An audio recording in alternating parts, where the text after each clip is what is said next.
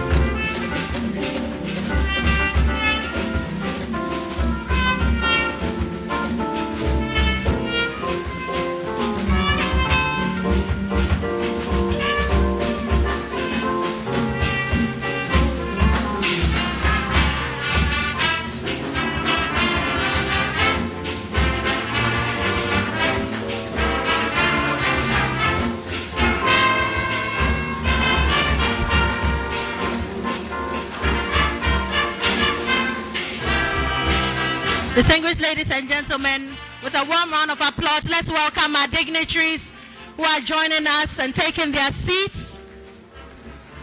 It can be louder for them, please.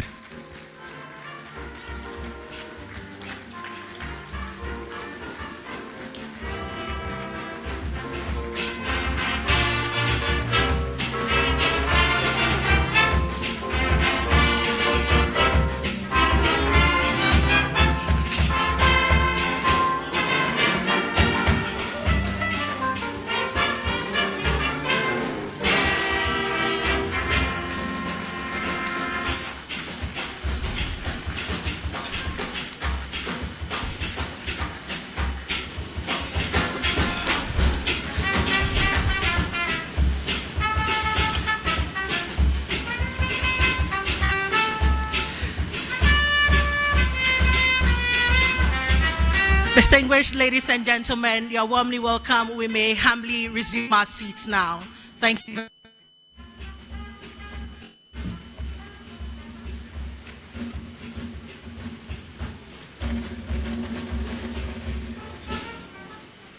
Thank you very much, Wind Ensemble. I think they deserve a round of applause for engaging us right from when we entered.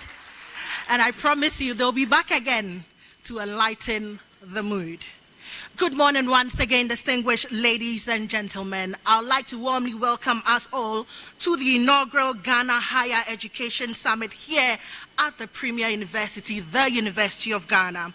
Our theme for this year is Universities at Crossroads, charting sustainable funding pathways for inclusive higher education, and I say could not be more timely.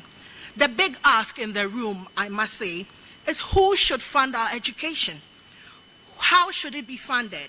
And how do we build a financing system that allows our universities to remain excellent, innovative, and accessible to everyone? These are the questions we'll be asking ourselves at this gathering. Higher education, we all do know, is very fundamental to national development. It produces knowledge, the skills, research, and innovation that drives economies and shapes societies. Yet we all do know the challenges that are facing us in operating in this rapidly changing environment. We are facing financial pressures, evolving societal expectations, and technological disruptions, which are being called upon, and we are all being called upon.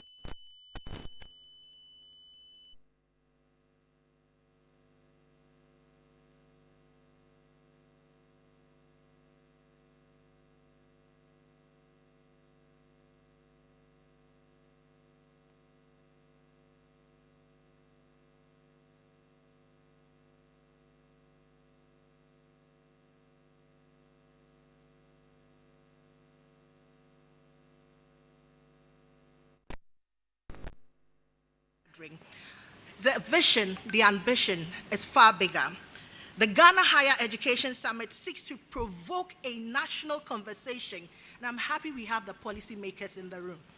We are provoking a national conversation, and we are generating practical pathways for strengthening teaching, research, and institutional resilience across our various universities. And we are all very familiar with this popular proverb. It says, if you want to go fast, what do? You go alone. But if you want to go far, you go together. And I'm very excited. We have various stakeholders in the education sector from across the continent joining us in this room. I think we all deserve a resounding round of applause. It is indeed a good message to the organizers of this great summit that we are ready for the change, and we are ready to spearhead the change we are all calling for. Distinguished ladies and gentlemen, once again, welcome to the Ghana Higher Education Summit 2026. My name is Pamela Kosa, and it's a pleasure to serve as your Master of Ceremonies for this event. Let's get into why we are gathering here this morning. To officially welcome us to this historic convening, we would hear from the landlady, as we are used to calling her, and the chair of the summit. It is my pleasure to welcome our host, the Vice Chancellor of the University of Ghana and the Chair of the Summit, Professor Nana Aba Apia Amfo, to deliver the welcome address.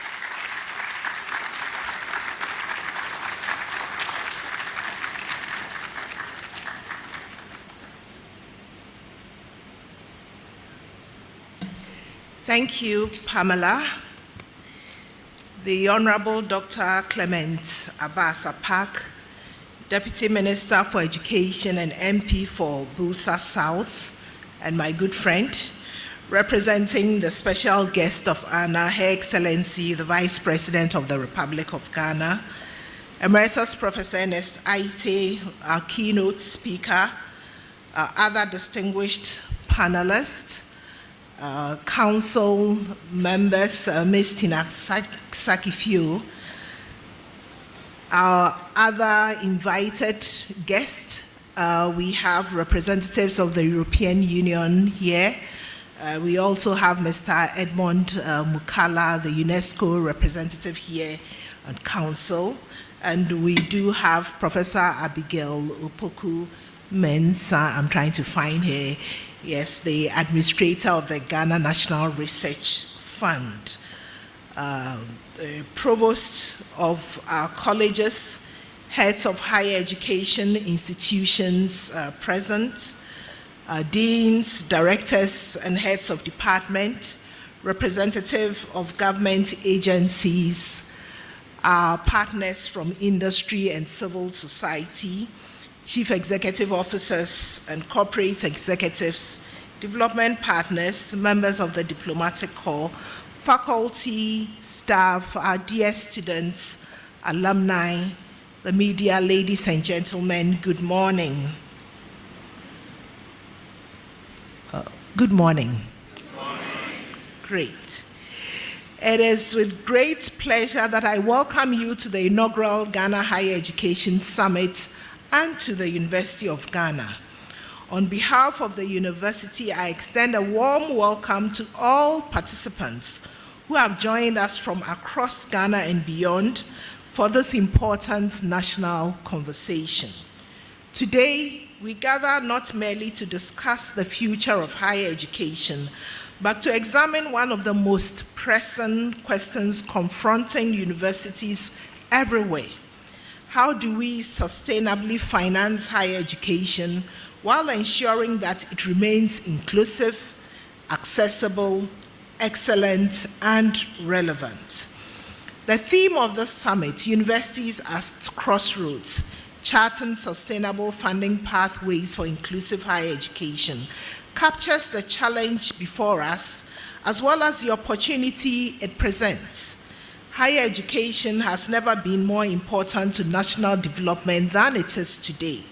Universities are expected to produce the next generation of leaders, drive innovation, produce impactful research, and address societal challenges, also support economic transformation, and contribute solutions to increasingly complex global challenges. Indeed, for everything that goes wrong, universities or institutions of higher education are to blame. When it goes right, then the credit goes elsewhere. Yet, the resources required to fulfill these expectations continue to dwindle. Across the world, governments are grappling with competing demands on public resources. At the same time, universities are being called upon to expand access, strengthen research, deepen digital transformation, and enhance student access. The tension between growing expectations and constrained resources is real. It is one that institutions across Africa and indeed across the globe continue to navigate. In Ghana, the conversation has become particularly urgent. We must ask ourselves difficult but necessary questions. How should higher education be funded in the years ahead? What responsibilities should be borne by governments, universities, industry, philanthropists, alumni, students, and the society at large? How do we create financing models that are equitable and sustainable while preserving quality and expanding opportunity? These are questions that demand collective reflection and collective action. The University of Ghana believes that these challenges are best addressed through dialogue, partnership, innovation, and evidence-based decision-making. That is what informed the establishment of the Ghana Higher Education Summit. Our objective is not simply to diagnose problems confronting higher education, but to collectively identify practical pathways to strengthening the resilience and sustainability of our universities and ensuring that higher education continues to serve as a powerful force for national development. This maiden edition focuses on financing higher education, and it brings together an exceptional group of stakeholders whose experience and perspectives are indispensable to this journey. We are honored to host university leaders, past and present, policymakers, researchers, industry representatives, development partners, alumni leaders, and students. Your presence underscores the importance of this conversation and your commitment to shaping the future of higher education in Ghana and beyond. Indeed, one of the central messages of this summit is that sustainable funding cannot be achieved by any single stakeholder acting alone. The future of higher education depends on stronger partnerships across sectors. It depends on innovative approaches to resource mobilization, entrepreneurial thinking within our institutions, meaningful engagement with industry, robust support for research and innovation, strategic philanthropy, and active alumni participation. Most importantly, it depends on our collective willingness to embrace change and reimagine the university of the future. I'm particularly pleased that this summit is intended not as a one-time event, but as the beginning of an ongoing national platform for dialogue on higher education advancement and sustainability. The conversations we have today should not end when we leave this auditorium. Rather, they should inform policy, inspire partnerships, influence institutional strategies, and generate concrete actions that strengthen our universities for generations to come. Ladies and gentlemen, as we commence this summit, I encourage each of you to engage openly, to think boldly, and contribute constructively. Let us challenge assumptions. Let's learn from best practices and explore innovative ideas with an open mind. The future of higher education in Ghana is too important to be left to chance. It requires deliberate action, collective responsibility, and visionary leadership. To all participants, thank you for being part of this historic inaugural summit. I look forward to robust discussions, meaningful recommendations, and a shared commitment to building stronger, more resilient, and more inclusive higher education institutions. So once again, it's my pleasure to welcome you. At the same time, I am the chair, so you take this also as my chair's opening remarks. And it is finally my pleasure to declare the Ghana Higher Education Summit 2026 officially open. Thank you.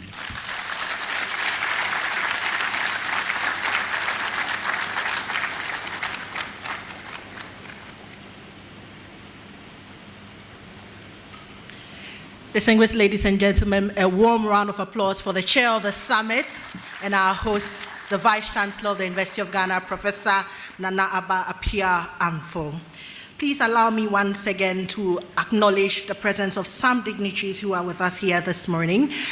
I'd like to acknowledge the presence of the Registrar of the University of Ghana, Mr. Michael Opariatua. Please let's welcome him. We also have a council member who is joining us, but today she's wearing two hats because she's also the Senior People and Culture Business Partner for Stanbic Bank Ghana, Ms. Tina Sakifio. Please let's welcome her. Also representing the Vice President of the Republic of Ghana is the Deputy Minister of Education, Honorable Dr. Clement Apak, who is also here with us. Please let's welcome him. We also have a former Vice Chancellor who I'm looking forward to his keynote address. Ladies and gentlemen, Professor Ernest Ayite. Also joining us from the European Union is Jonas Clares. If he's here, can we see him? Thank you so much, sir. Also gracing the occasion this morning is the Acting Administrator for the Ghana National Research Fund, Professor Abigail Opoku-Mensah. Please let's welcome her as well. Also from UNESCO, we have Edmond Mukala, who is a chef de bureau et représentant de l'UNESCO au Ghana. Ladies and gentlemen, please let's welcome him. Yes, I speak French too. I also see some dignitaries at the right time. I will extend the necessary courtesies, but please allow me to say a very big thank you to our proud sponsors who have decided to hold our hands for this important convening.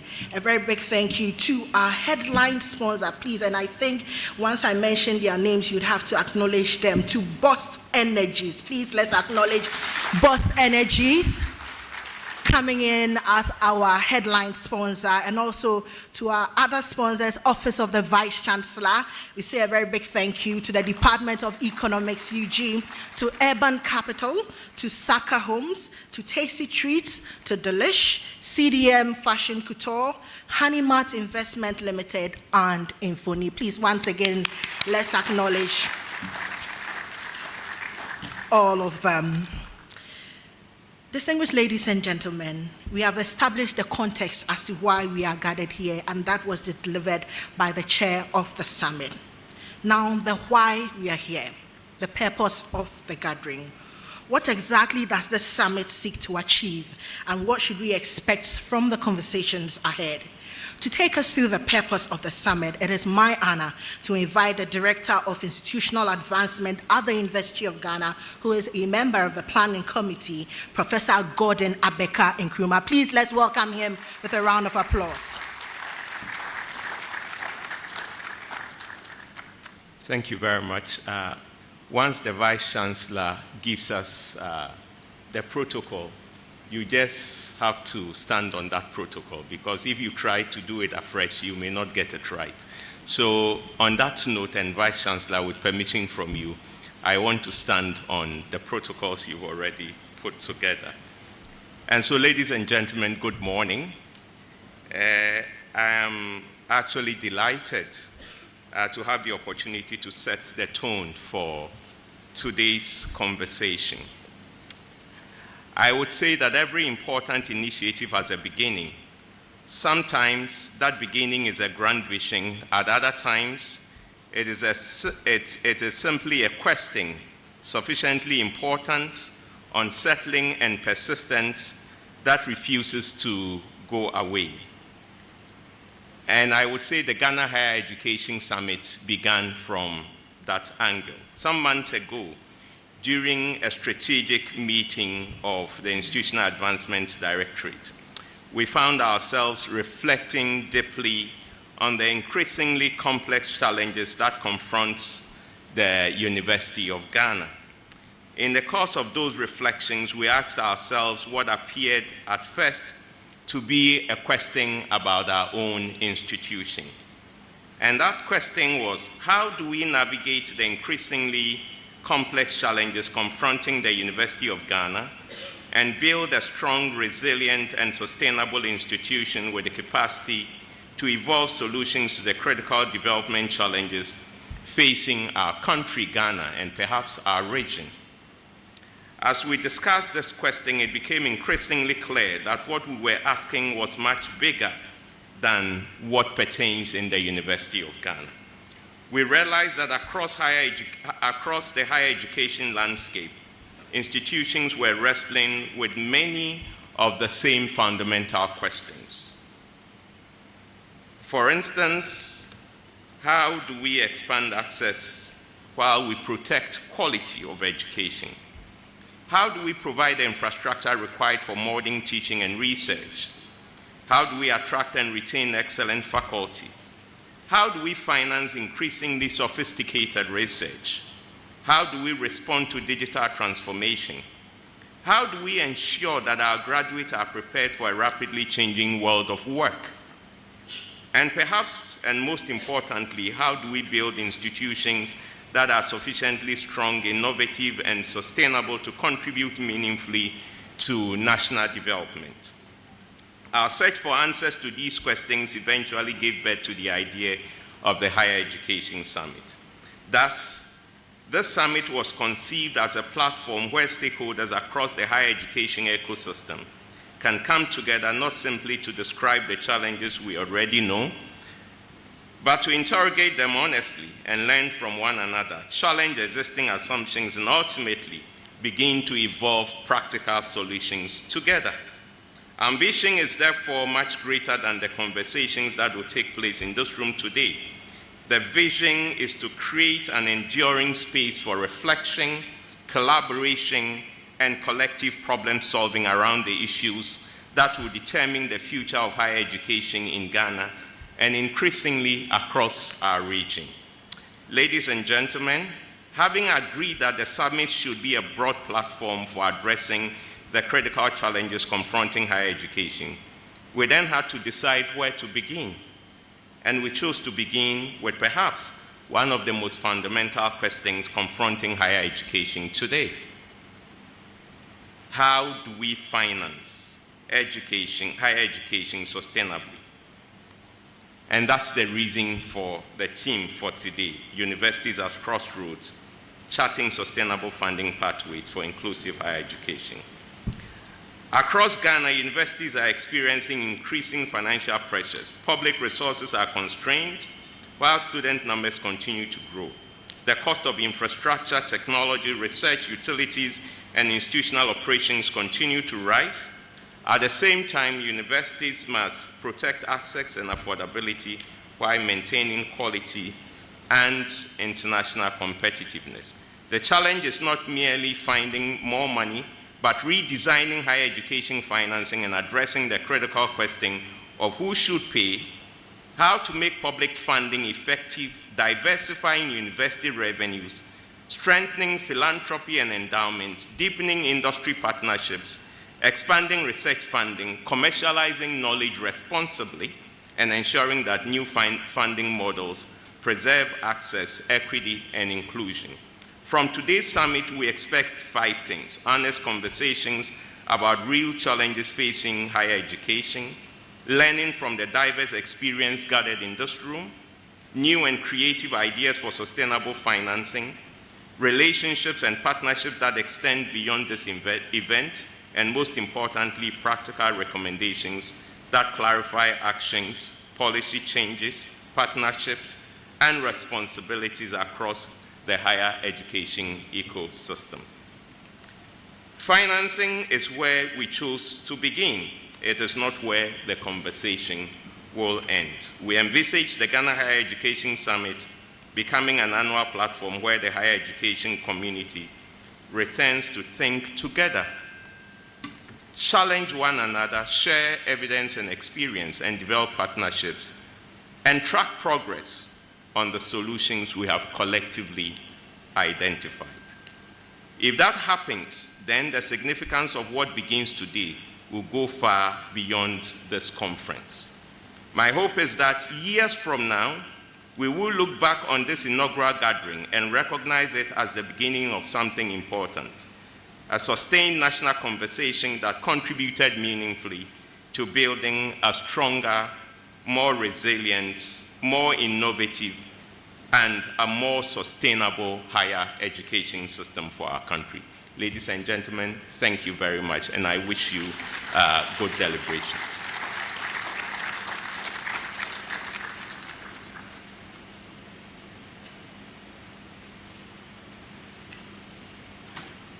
Thank you very much, Professor Abeka Nkrumah. Please let's applaud him once again. I would still continue with some acknowledgements. We have joining us today Emeritus Professor Adain Mensah. Please let's acknowledge him. Thank you so much, Prof, for joining us. We also have joining us this morning the Registrar of UPSA, our neighbors, Mrs. Lauren John. Please let's acknowledge her also. We would continue with the acknowledgements as and when I receive the list. But for now, we will receive some solidarity messages. It's just fair to hear from other stakeholders who play a critical role in the advancement of this conversation. Starting off, we would welcome the EU delegation to Ghana, the head of the EU delegation to Ghana, Charge d'Affaires, Mr. Jonas Clare, who will deliver his solidarity message. Please let's welcome him.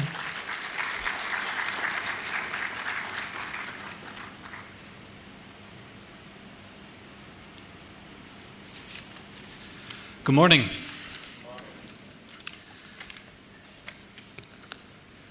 I will try to get the acknowledgements right, rather than just standing. Also honoring the hosts of today, the Prof. Nana Appiah Amfo, Vice Chancellor of the University of Ghana, as well as His Excellency Clement Abbas-Apak, Deputy Minister of Education, former Vice Chancellor and keynote speaker today, Emeritus Professor Ernest Ayete, Prof. Gordon Abeka Nkrumah, Director of Institutional Advancements, distinguished representatives from academia, provosts, ladies and gentlemen. What a beautiful auditorium. I wish I had such a nice auditorium when I went through a university back in the day. It's always nice to be in this vibrant atmosphere, particularly at the beginning of the academic year. I come here every Saturday morning to go for my runs and cycle rides with my children, and it's always nice to be surrounded with what is essentially the future of Ghana, the future politicians, future economists, and to come here is really inspirational. So I'm really pleased to represent the European Union this morning as Chargé d'Affaires at today's Education Summit. I want to congratulate the organizers for the inaugural edition. Thank you for the invitation. Allow me, solidarity messages are generally quite short, so I'll make three brief points here this morning. First, I wanted to acknowledge, of course, the critical role that tertiary education plays, both in the development of Ghana and in shaping the future of Europe as well. In Europe, we really rely on research to help address some of the most complex challenges facing our societies. We rely on research to help sustain our social welfare systems. In the face of an aging population, we draw from research to inform the design of smart and sustainable cities, combining quality of life with mobility. And we rely on research to remain competitive in an increasingly demanding global economy. And the same is true for Ghana. Ghana is no different than that. The government relies on its universities and research to help become a regional hub for pharmaceutical production, to find innovative solutions to desertification and environmental challenges in northern Ghana, and to develop the skills for a changing economy. Policy making relies on the brilliant work being done by the University of Ghana and other tertiary education institutions across the country. So I salute you for that. Second, allow me to also celebrate the continuously deepening collaboration between Team Europe and the government of Ghana. We see Ghana as a like-minded partner and ally with whom we want to further advance our partnership across many fronts. And we have a lot of principles and interests in common. This is true for our shared commitment to multilateralism, our commitment to democracy and the rule of law, and we also share a profound belief in research-based policymaking and the importance of universities as spaces for independent and innovative thinking. These are principles that we all used to take for granted. But when I open the newspapers nowadays, I see how universities are being targeted across the world, including in the Western world. And I'm less convinced that some of the shared values we have between Ghana and the European Union are still as universal. Universities are indeed at a crossroads, not just in terms of sustainable financing, but also in the protection of academic freedom, institutional autonomy, and evidence-based policymaking. These are not abstract concepts. They are essential foundations for societies that want to innovate, and we need to work hard to preserve them. And finally, my third point, what's the role of the European Union and other international partners in this context? International partners cannot replace national ownership, but they can help to catalyze innovation and build the partnerships that connect universities to research, to skills development, and to sustainable growth. I'll give two brief examples. Through the Erasmus Plus and other bilateral programs, hundreds of Ghanaians travel to Europe each year to study at some of our leading universities. The EU supports not just the mobility of students and academic staff, but also institutional cooperation and capacity building. There's also the EU-Ghana Pact for Skills, through which we work with GTEC to strengthen the links between technical universities and the private sector, to boost employability, and to ensure that skills development is nicely matched with the labor market needs. In all of these initiatives, we see Ghana as an equal partner on the basis of mutual respect. Universities are not simply beneficiaries of international support, they should be active stakeholders in shaping and designing our partnership. International cooperation is at its strongest when it is based on partnership rather than assistance. I thank the University of Ghana once again for organizing this important summit and for the warm invitation. Merase.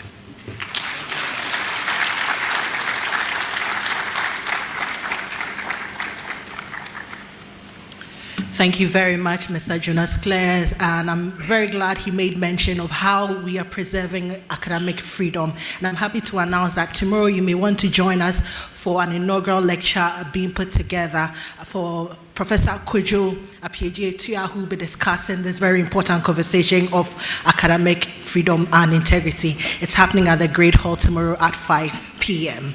Still on our solidarity messages, please let us make welcome our next speaker. They are the holders of the money. We need to hear from them. And so at this point, please help me welcome the administrator of the Ghana National Research Fund in the person of Professor Abigail Opoku-Mensah. Please let's welcome her with a warm round of applause.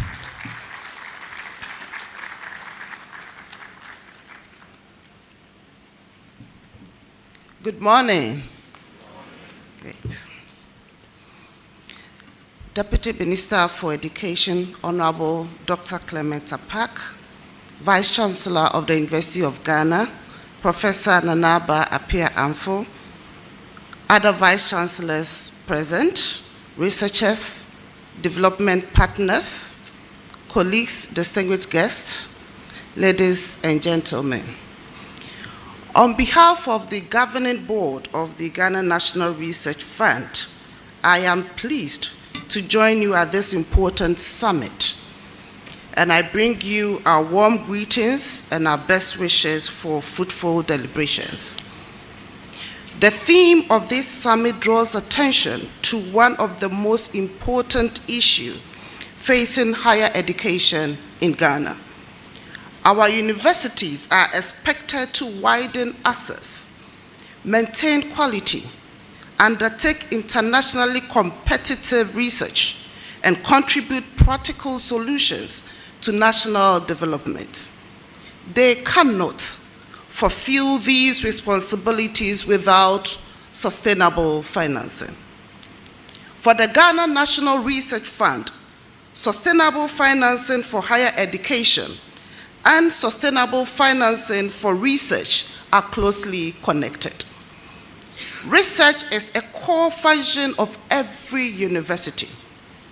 Yet, universities cannot be expected to finance serious long-term research mainly from already constrained institutional budgets and student fees.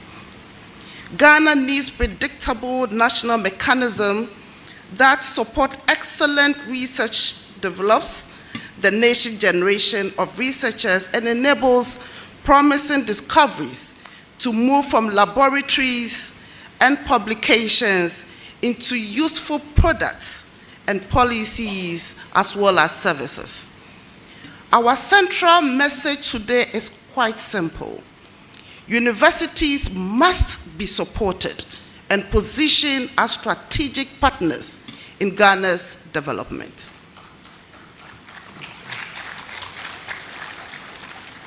The Ghana National Research Fund does not see universities simply as institutions that will apply for grants. We see you as partners in building a strong national research and innovation system. The difficult problems facing Ghana in food and agriculture, we can talk about health, climate change, digital transformation, industrial development, and governance, all require knowledge, talent, and convening powers that are found within our universities. This partnership also calls for leadership from the universities. We encourage you to build stronger multidisciplinary teams, deepen collaboration with industry and communities, strengthen research management, support young researchers, protect intellectual property where appropriate, and demonstrate more clearly the social and economic value of university research. The GNRF, for its part, must build a credible, transparent, and sustainable system that supports excellence and connects research more closely to Ghana's development priorities. Industry, development partners, and governments also have important roles. But then, strong universities must remain at the center of this effort. As we deliberate, I encourage you to be bold, please, practical, and united in developing funding pathways that will strengthen our universities for long term. When universities are properly supported, they educate, they discover because we have what it takes, they innovate and create opportunities for society. The Ghana National Research Fund looks forward to working with you to build universities that are financially resilient, research-driven, and equipped to serve Ghana and the wider world. Thank you, and I wish you a productive and successful summit.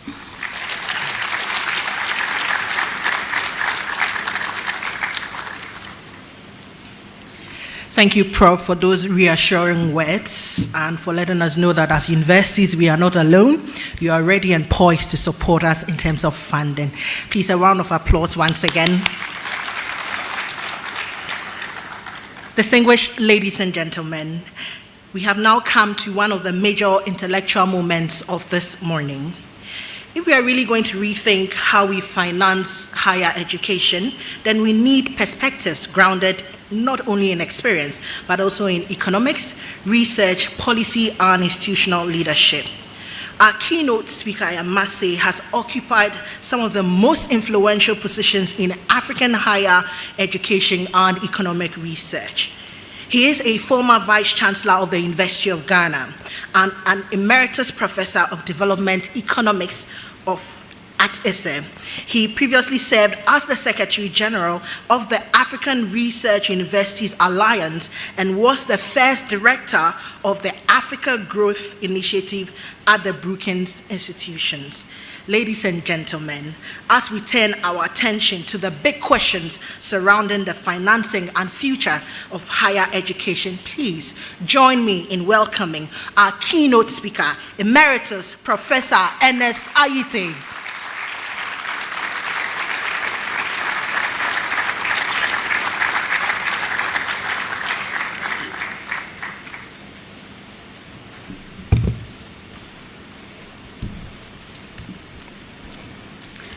Madam Chairperson and Vice Chancellor, Professor Nanaba Appiah-Amfo, Dr. Clement Apak, Deputy Minister of Education representing the Vice President, members of the Association of Commonwealth Universities, members of AAU present, distinguished guests, ladies and gentlemen. I deem it a great honor to be invited to deliver the keynote address at the Maiden Higher Education Summit. And I'm grateful to the organizers for this invitation. I'm glad that the conference has attracted very important voices from across Ghana's education landscape. At a time when our nation is facing unprecedented demographic changes, evolving economic demands, and rapid technological change, the question is no longer whether we should invest more in higher education. The real question is how higher education can be financed in a sustainable, equitable, and efficient manner. The theme for this conference is not only timely, but compelling as well, as it reflects the defining moments confronting higher education funding across the world, including in Ghana. The choices we make today as leaders or stakeholders about financing higher education will go a long way toward determining the future and strength of our institutions, as well as our society. The theme for this conference has been of great personal interest to me for a long time, recalling various incidents from my time as Vice Chancellor of this university. I remember clearly what happened when we increased the academic facility user fee and the residential facility user fee by the annual rate of inflation in 2011. We saw students organized to go on a demonstration carrying placards that included, and I quote, "We cannot afford exorbitant fees." And again, I quote, "IUT must go." Luckily, IUT didn't go anywhere.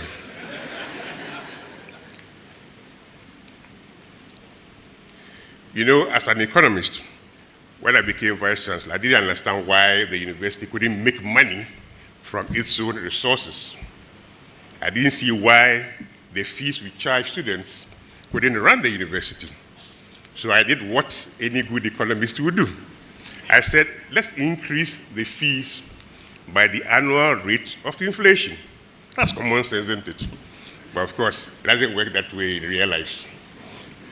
In this keynote address, I will share with you why higher education funding matters, the crisis of the traditional model, pillars of a sustainable funding model, policy and legislative enablers, and the need to call to shared responsibility. I will make the point that higher education institutions must operate in a more flexible environment that allows them space to determine what is appropriate for their future growth paths, mindful of the wider national ambitions. In this address, I shall mention both higher education and tertiary education and make a clear distinction when necessary. So why higher education funding matters? Madam Chair, tertiary education, including higher education, is not merely a public service. It is a strategic investment in national development. Ghana's enduring developmental objectives aim to alleviate poverty, reduce inequality, and improve the standard of living of Ghanaians through wealth creation and strengthening the connection between education and employment. Universities have always been expected to be engines of knowledge production, social mobility, and innovative leadership. They train professionals who run the economy, teach our young people, treat illnesses, design and build our infrastructure, and manage our organizations. Despite their indispensable role, most universities in Africa, including in Ghana, are under-resourced and are expected to accomplish more with those limited resources. This paradox is the bane of our era. While there appears to be consensus that there must be improved access to tertiary education, there are significant concerns about the approaches being adopted, largely in view of the financial implications of enhanced access. There have been concerns about massification of tertiary education following rapid expansion in both private and publicly delivered tertiary education without the essential resources in the last decade or so. The demand for higher education has increased proportionally with population growth. The quest for knowledge is huge. Young people are seeking higher education due to the better employment prospects and higher potential earnings. Some seek it for personal development, while others see it as a pathway to success and social mobility. On the national front, higher education has become a necessity because as the economy becomes more knowledge-based, demand for highly skilled workforce increases. Furthermore, higher education enhances the global competitiveness of the country's workforce. This encourages people to pursue higher education. Rapid technological innovations require universities to keep up with technology and modernize. Research is becoming more expensive. University infrastructure needs refurbishing. And most importantly, students need support. These difficulties are exacerbated by conflicting national policies. In the face of these demands within the tertiary education arena, government faces competing demands for social protection, healthcare, and security, leaving public spending for tertiary education under immense pressure. These challenges have made a traditional funding model of tertiary education where there's total or almost complete dependence on government increasingly unsustainable. According to the 2025 GTEC annual report, about 67.2% of funding for tertiary education is from the government, while 0.11% is from development partners. This pattern must change. So let me talk now about the crisis of the traditional model. Most African countries spend 10 to 15% of their total education sector budget on tertiary education. In Europe and North America, the average is about 25%. The difference comes largely from the fact that African countries generally have to spend a lot more on developing the infrastructure for pre-tertiary education. Ghana presents an interesting development, however. For many years, the universities alone attracted about 15% of the development of the education budget. It is now 18%. Together with other institutions that make up the tertiary education sector, the share rose to 27% in 2025, and it was 26% in 2024. There is every indication that considerable effort is going into prioritizing tertiary education in Ghana through the budget. Unfortunately, the budgetary allocations remain inadequate. In a desperate attempt to survive, some public universities have sought loans from corporate financial institutions. There is no clarity on the threshold of loans that can be decided by the University Council and what Parliament must decide. Another challenge is the operationalization of the GET fund. There's no statutory autonomy of the institution, thereby hindering its optimum operation. The traditional model of funding tertiary education, which involves a cost-sharing element, has become highly unsustainable. This framework splits the financial burden of higher education between the student and the state. While the state covers its portion through public subsidies and tax revenues, individuals make their contribution through fees and student loans when applicable. Despite subsidized fees, some students still struggle to pay. To some extent, low-income students have limited access. High academic and residential fees can be a barrier to students attending university or college. Others from disadvantaged backgrounds who gain admission may be forced to abandon their studies due to financial constraints. Still, some who struggle to pay their fees may have difficulty concentrating on their studies, which can impact the quality of graduates. Furthermore, students who rely on student loans graduate and start building their careers with debt. The traditional model can widen inequality gaps as children from wealthier households can afford their education more easily, while their colleagues from poorer homes face financial constraints. This scenario has the potential to perpetuate social and economic inequalities. At the end of the day, when fewer students are enrolled and complete higher education in the nation, there will be fewer qualified professionals in the fields of teaching, healthcare, engineering, technology, and hospitality. The shortage of skills within the labor market has serious repercussions on the economy. Now let me turn my attention to pillars of a sustainable funding model. And I must say that most of what I will be proposing have been mentioned this morning in various forms. Solely relying on government funding could be a risky thing to do. What we need to think about is how to diversify the sources of funding for universities. Hence, a diversified funding model is required to avert the risk that is imposed on us through one sole funder. Tertiary institutions with a strong, diversified funding base are more likely to be resilient to economic shocks than those with a single source of funding. The successful running of tertiary institutions therefore requires a new financial paradigm that encompasses innovation, partnership, accountability, diversification, and entrepreneurship. It's about time universities moved away from relying on traditional tuition fees and government grants to adopt a diversified financial model that encompasses crowdfunding, block grant funding, performance-based funding, cost-sharing models, philanthropic contributions, and community support.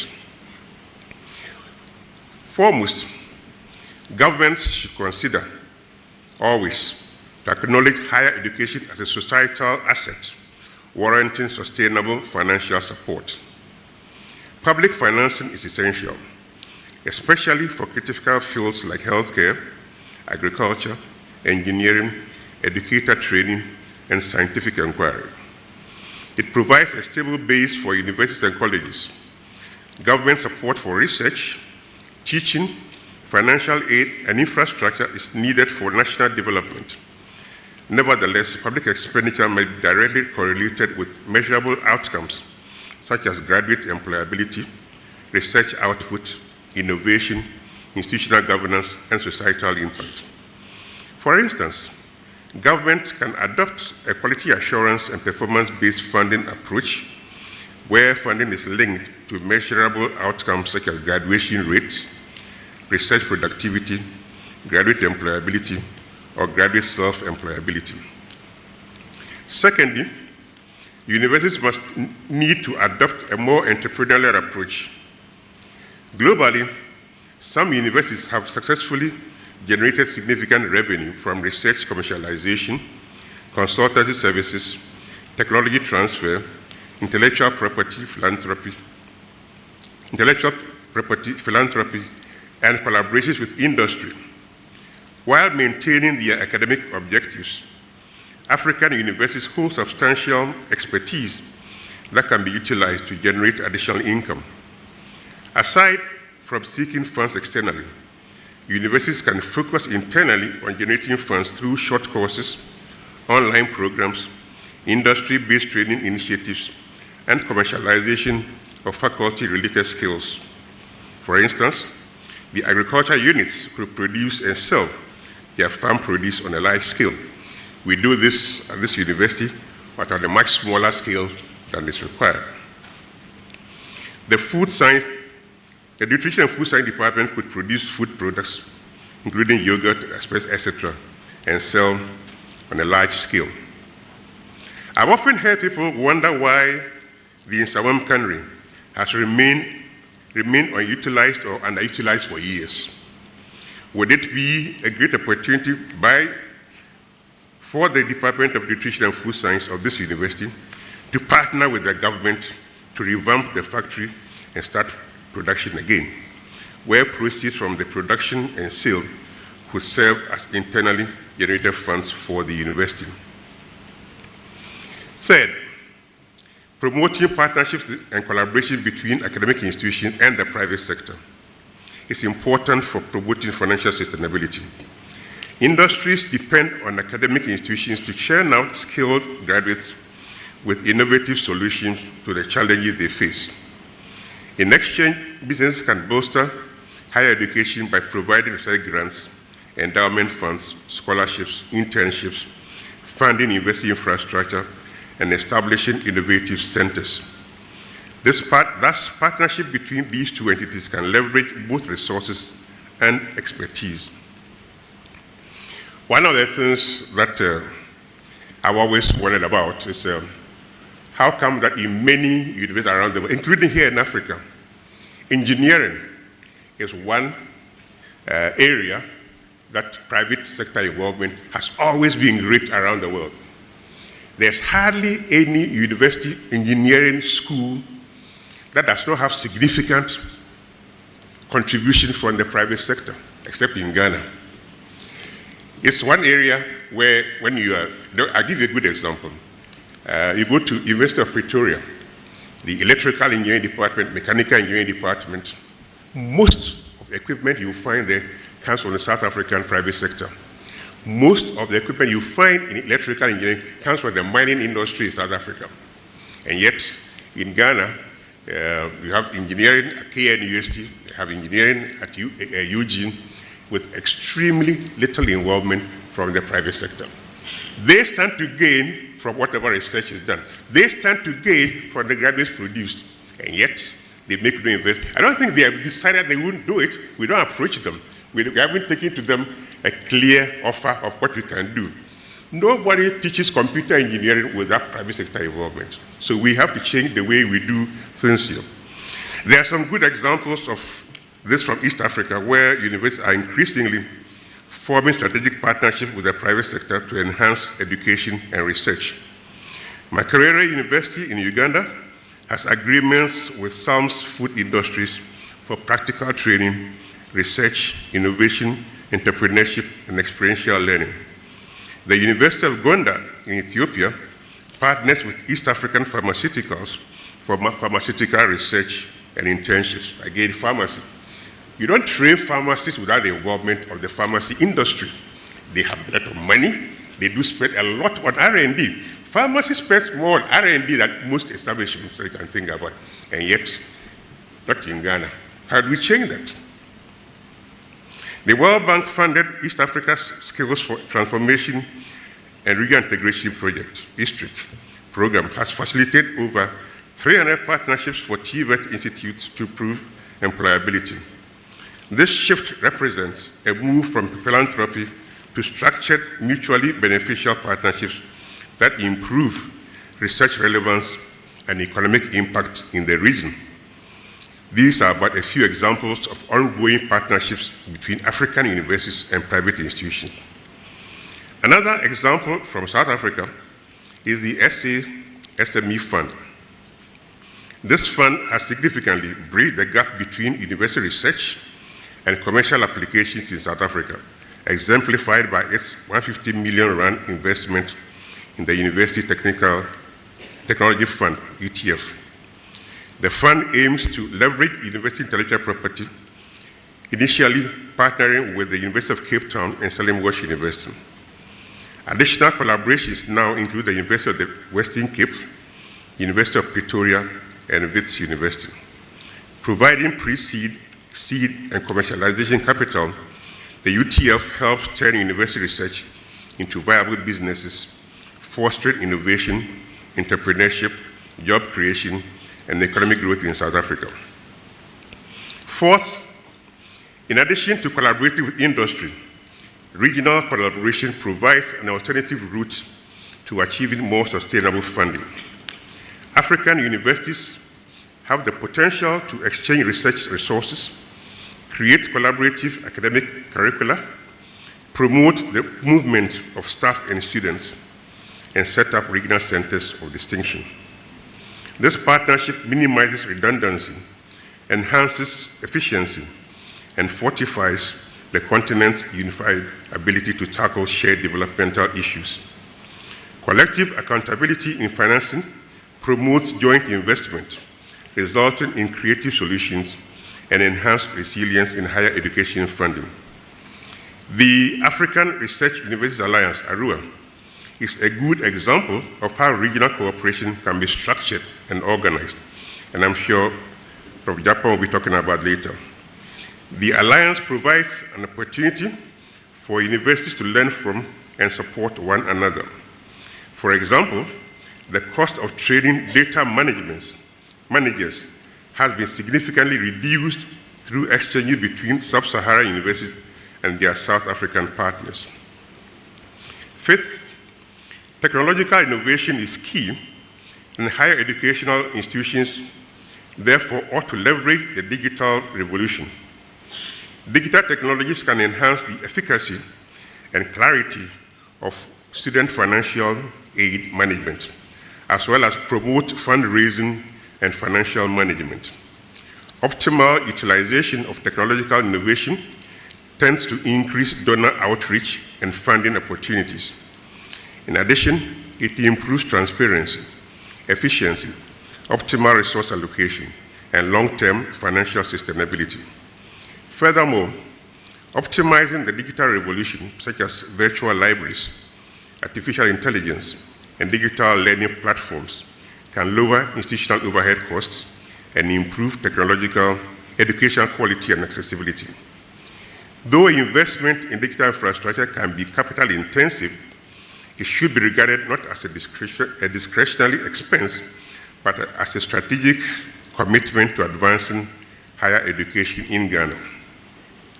Six, development finance institutions, charitable foundations, regional entities, and global collaborators have a role to play in advancing Ghana's higher education landscape. Their collective efforts ought to progressively emphasize strengthening institutional capacity, research excellence, digital frameworks, regional partnerships, and innovation, instead of fostering prolonged reliance on foreign financial support. Currently, funding from developed partners account for only 0.1% of the funds tertiary institutions receive. A prominent example of a partnership with the charitable foundations is the University of Cape Town, UCT in South Africa, which benefits from MasterCard Foundation via the MasterCard Foundation's Scholars Program. The initiative offers academically gifted young Africans extensive financial and educational assistance, encompassing tuition, housing, living costs, mentorship, leadership training, and career and business development. The program gives gifted young people from underprivileged families opportunities to pursue higher education and become future leaders in Africa. In Ghana, University of Ghana's Africa Climate Collaborative has secured $28.4 million from MasterCard Foundation for climate research and community resilience. This showcases the impact of philanthropic funding on large-scale university projects addressing continental challenges. Additionally, Kwame Nkrumah University of Science and Technology has partnered with the MasterCard Foundation to provide scholarships and support student development. Ashesi University in Ghana and Makerere University in Uganda also participate in the MasterCard Foundation Scholars Program, highlighting private philanthropy's role in expanding access to higher education for talented African students. Sixth, research innovation requires special attention. Institutions of higher education cannot serve as catalysts for progress without sufficient funding for research. Africa confronts multifaceted obstacles, including climate change, food scarcity, public health issues, energy accessibility, urban development, and digital evolution. These obstacles require locally produced knowledge and innovative solutions. Increasing research funding will not only elevate scholarly distinction, but also bolster national competitiveness and reduce reliance on foreign technologies. Once again, Arua is a very good example of how support for research can be facilitated. It is important to emphasize that there will be no structural transformation or the attainment of any development goals without significant expansion of research and innovation.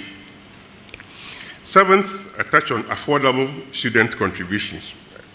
Students must contribute through reasonable tuition fees. Paying tuition fees would encourage students to show commitment to their academic activities. This creates a balance between affordability and sustainability. In this day and age, where there's a lot of socioeconomic data about households, estimating or measuring incomes should be a lot easier than was the case in the past. It should be possible to determine what households can afford to contribute to higher education and who should benefit from public subsidies. Eighth, funding strategies must safeguard equity and inclusivity.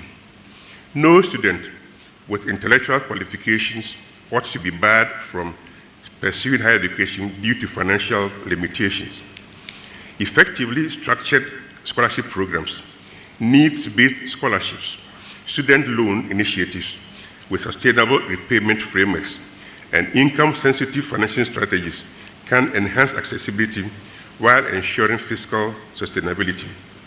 University authorities, therefore, have to make a conscious effort to ensure that while balancing affordability with financial viability, funding policies can promote equal access for low-income students, students with disability, students from rural communities, or disadvantaged groups. Having said all this, a final vital priority is proper financial governance. Sustainable financing in tertiary institutions goes beyond mobilizing more resources to effectively utilizing existing resources. Proper financial governance requires transparent fiscal planning, strong financial governance frameworks, regular audits, performance evaluation, and accountability. These actions will promote responsible use of public and private funds, thereby fostering public trust and ensuring that limited resources yield optimal impact. Madam Chair, let me begin to finish by talking about policy and legislative enablers that we can consider. Without policy and legislative support for sustainable funding, universities, especially public ones, will not be able to accomplish much. There should be deliberate effort to put in place policies that boost internal revenue generation. Madam Chair, I am a strong believer in the principle that different universities have different capacities in the pursuit of their own growth and transformation. These differences can be a consequence of their histories and governance approaches. By that I mean, an 80-year-old university is not the same as a 5-year-old university. Our university with 70,000 students is not the same as a university with 5,000 students. And these distinctions must be made very clear using policy to address them. I remember when we were fighting with the last government over this public university, you remember, you're laughing. When we're fighting, you were with me, yes, but you didn't fight. Well, you see, that attempt was basically to make the 80-year-old university look like the 5-year-old university. The large university look like the small university. It is wrong, and it will always be wrong. Policy and legislative support should be intended to allow the different institutions of higher education to blossom according to their ambitions and capacities. It is wrong and will always be wrong to treat universities as equal in the dispensation of public resources. If the state allowed universities to make their own growth and transformation plans and encourage them to find the necessary resources, it will be a lot easier for them to develop innovative ways to find those resources in a manner that leads to increased accountability and reflecting the principles of equity and transparency espoused in this address. Largely for political reasons, public universities are limited in determining fees to be paid by their students. This is now being determined by Parliament, and it is wrong. It is important to establish a framework for the determination of fees by consensus, relying on good analysis. Policy reforms that remove all forms of unnecessary restrictions and promote financial flexibility for universities should be encouraged. At the moment, most universities lack that essential financial freedom.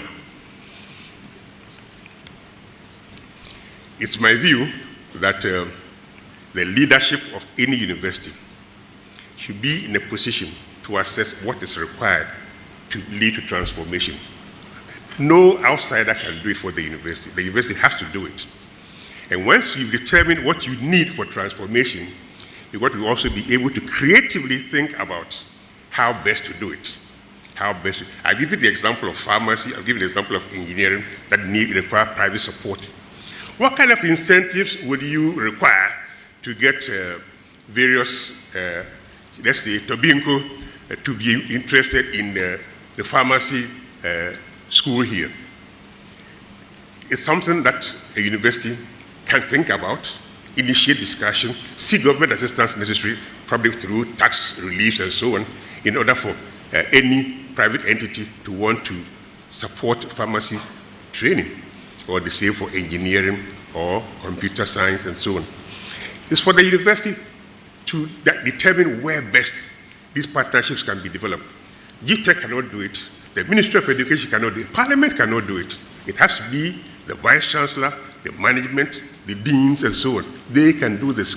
And so, taking away the power of the university and give it to GTech is going to slow down what we want.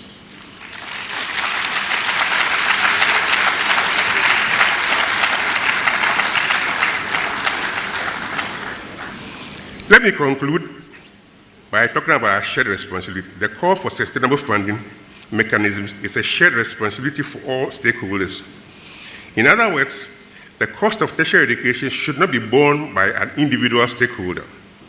Rather, there should be a collective contribution from government, students, industry, donors, alumni, and by extension, society. The integration of public investment, private contributions, institutional revenue generation, and student support systems will bolster financial sustainability. It maintains also equitable access, improves accountability, and equips higher education institutions to deliver high-caliber teaching, research, and community interaction in the long term. Madam Chair, distinguished ladies and gentlemen, the future of Ghana will not be dictated merely by the natural resources found in our land, but by the intellect, innovation, and skills of our population. Funding higher education is thus not merely an educational concern, it is an economic necessity, a societal obligation, and a strong investment for the future. Let us leave this conference with a collective resolve to convert the funding of higher education from a persistent obstacle into a driver of innovation, inclusivity, and sustainable progress.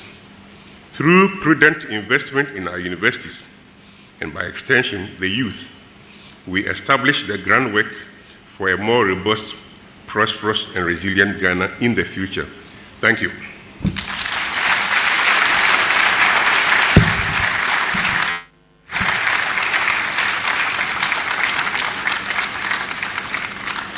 Ladies and gentlemen, a round of applause for a towering figure in higher education in Africa. Thank you, Emeritus Professor Ernest Taite, for those thought-provoking address. And there's a lot we are taking away from his speech. And I noted a few things, just in case you've forgotten, all right? Let me just go through. And not only did he, expose the challenges that we are faced with as higher education, he also proposed some solutions. I mean, what is the point in, exposing the challenges without proposing solutions? And he's done that very aptly. He has proposed us diversifying our sources of funding, which is very true. Also involving private sector in our day-to-day administration and looking at the wider Africa regional collaboration, which is very key. Not only do we need to stay in our little corner as Ghana or as Togo, but we need to hold hands, African countries coming together. Also hitting hard on, capitalizing on digital advancement. The conversation of AI is here to stay. How are we using that for our benefit? But also, he acknowledges the fact that we cannot use a one-size-fits-all approach. It has to be contextual. You look at the situation you have in your university and you propose solutions. Ladies and gentlemen, I think our keynote speaker has really done justice to our theme for the day, and it's just right to acknowledge him once again.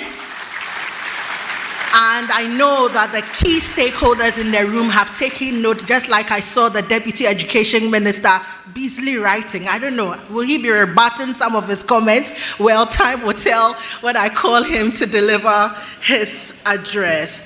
But distinguished ladies and gentlemen, please allow me to acknowledge some dignitaries who are with us. It's my pleasure to announce that the Provost of the College of Humanities is with us from the University of Ghana, Professor Joseph Yaro. Please let's acknowledge him with a round of applause.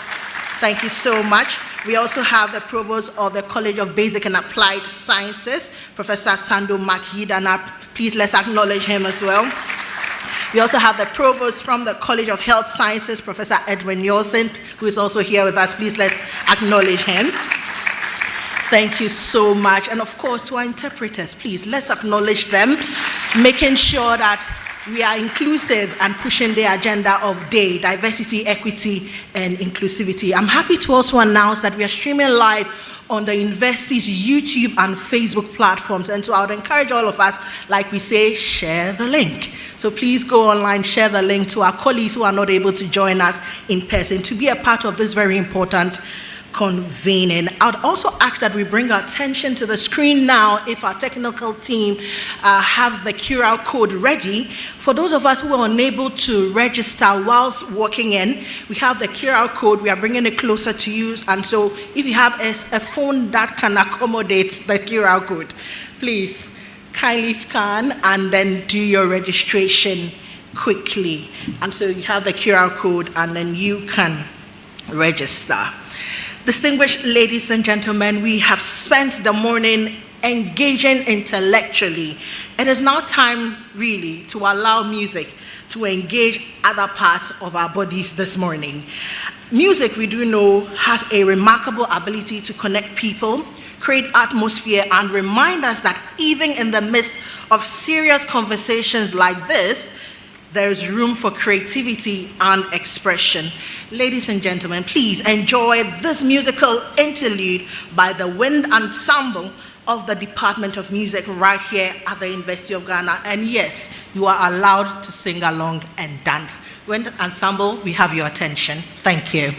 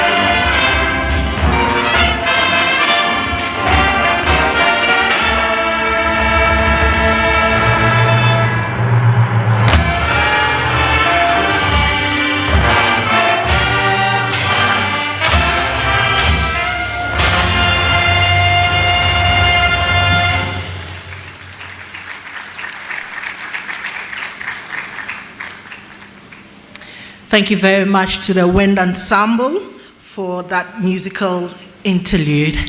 Distinguished ladies and gentlemen, we are inching closer to our guest speaker who will be addressing us pretty shortly. But before we do that, please permit me again to acknowledge our panelists who will be joining us for the panel discussion, which is set to happen after our first snack break. And so please allow me to acknowledge Professor Fred Makbongoluri, who is the president of Academic Cedi University. Please let's acknowledge him. Thank you so much, Prof. We also have Emerita Professor Akusia Adomako Ampofu, Professor AAA, who is an Emerita Professor of African and Gender Studies, who is with us here. Also Professor John Japon, who is the Secretary General of ARUA. Please let's acknowledge him. Also part of the plenary discussion will be Professor Kwame Champon, Professor of International Education and Development. Please let's welcome him as well.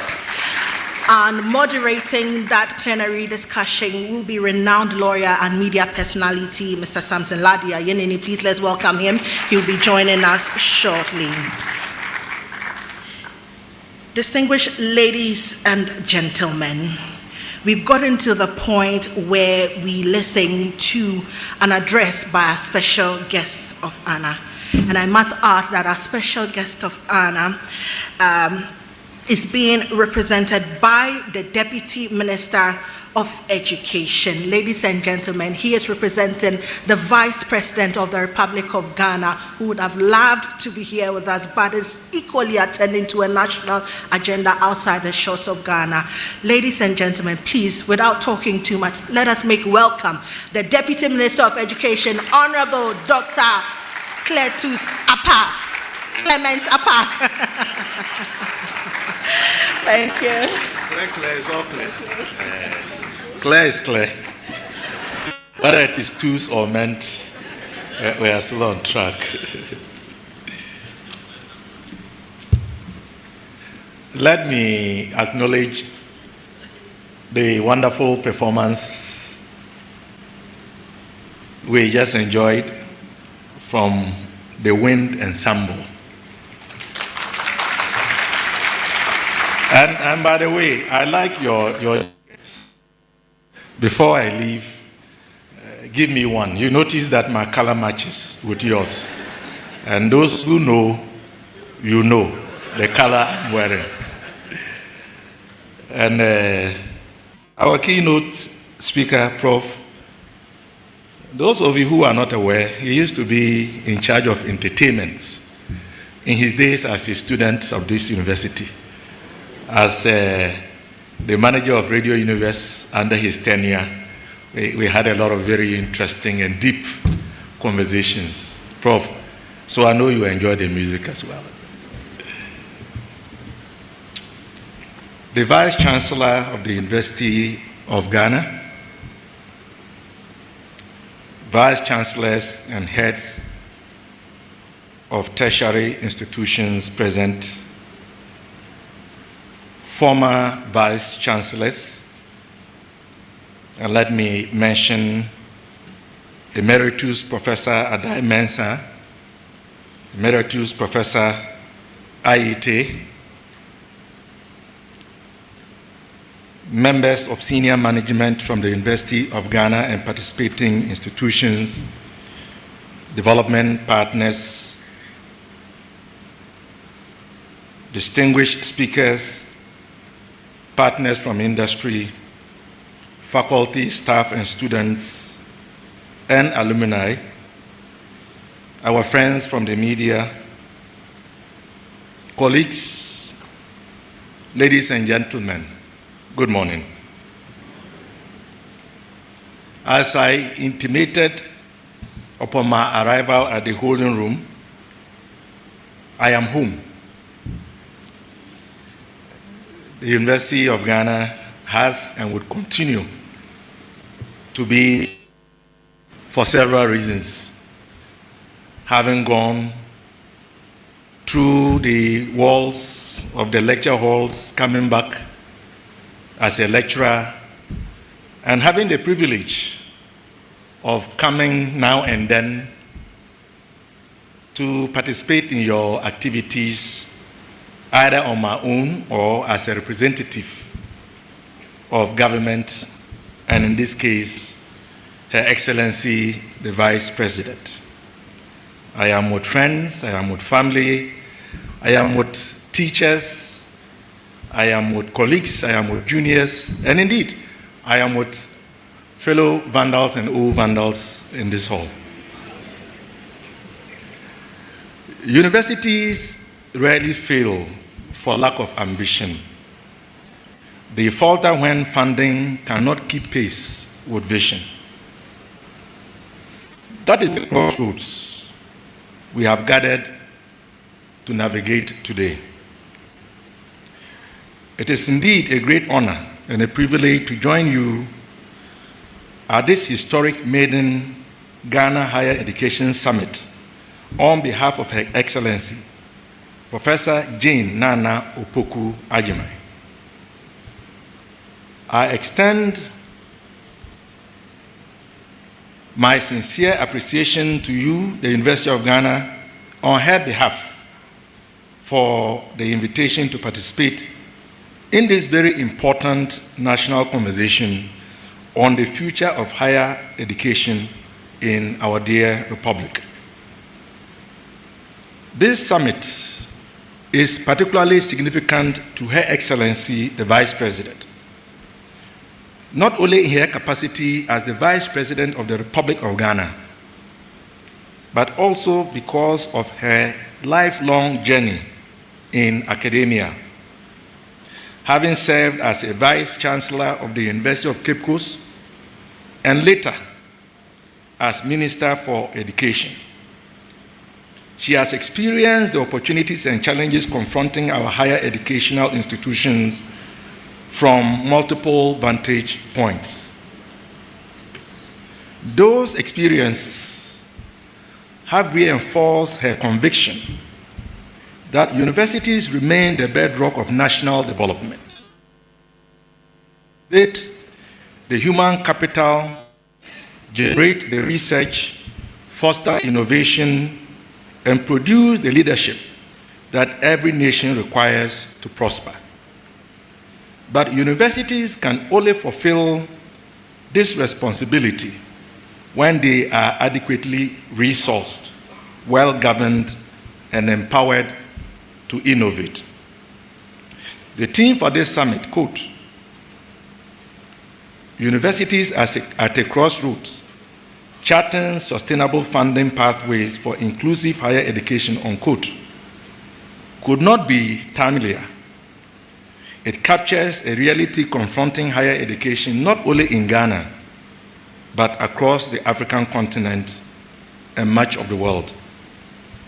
Today, our universities face growing enrollments, rising expectations for research and innovation, rapid technological change, and increasing operational cost, all within a context of constrained public resources. This demands that we rethink traditional funding models and embrace bold, innovative, and collaborative approaches to financing higher education. The government of the Republic of Ghana, under His Excellency John Dramani Mahama, recognizes education as one of the most strategic investments a nation can make in its future. We remain committed to ensuring that every Ghanaian has access to quality education, whilst strengthening our tertiary institutions to become globally competitive centers of excellence in learning, research, and innovation. Our vision is one that equips universities to respond to today's challenges, whilst positioning them for future readiness.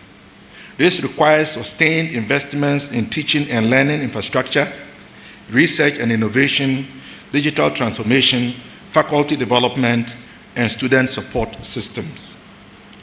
Since assuming office in January 2025, the government of President John Dramani Mahama has reaffirmed its commitment to strengthening higher education through initiatives that promote access, equity, quality, research, and institutional development.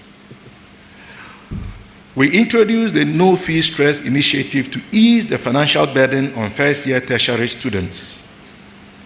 We expanded student loan support and made tertiary education free for eligible students with disabilities.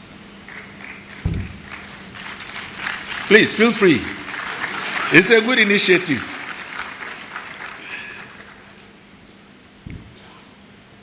We have increased investment in emerging public universities and advanced reforms to improve transparency in the National Scholarship Scheme. We have also strengthened technical and vocational education and facilitated investments in university infrastructure, notably the 10,000-bed hostel for the University of Ghana, among others. And we have operationalized the Ghana National Research Fund, backed by an initial amount of 100 million Ghana cedis as seed funding to support competitive research grants, doctoral and postdoctoral training.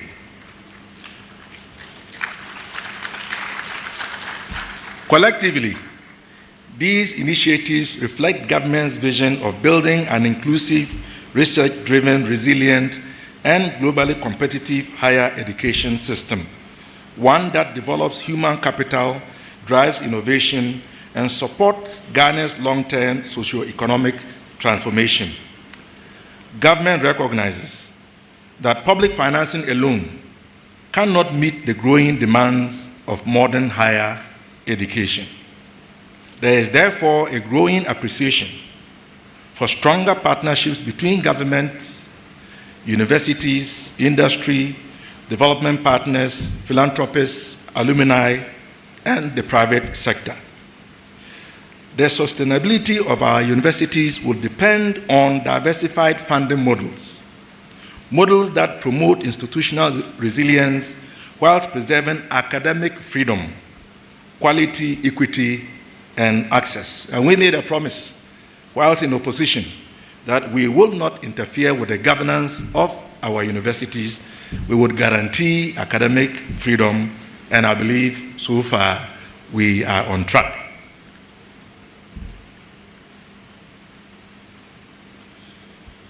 At the same time, government remains committed to creating an enabling policy environment that supports innovation, encourages strategic partnerships, and promotes accountability in the management of higher education resources.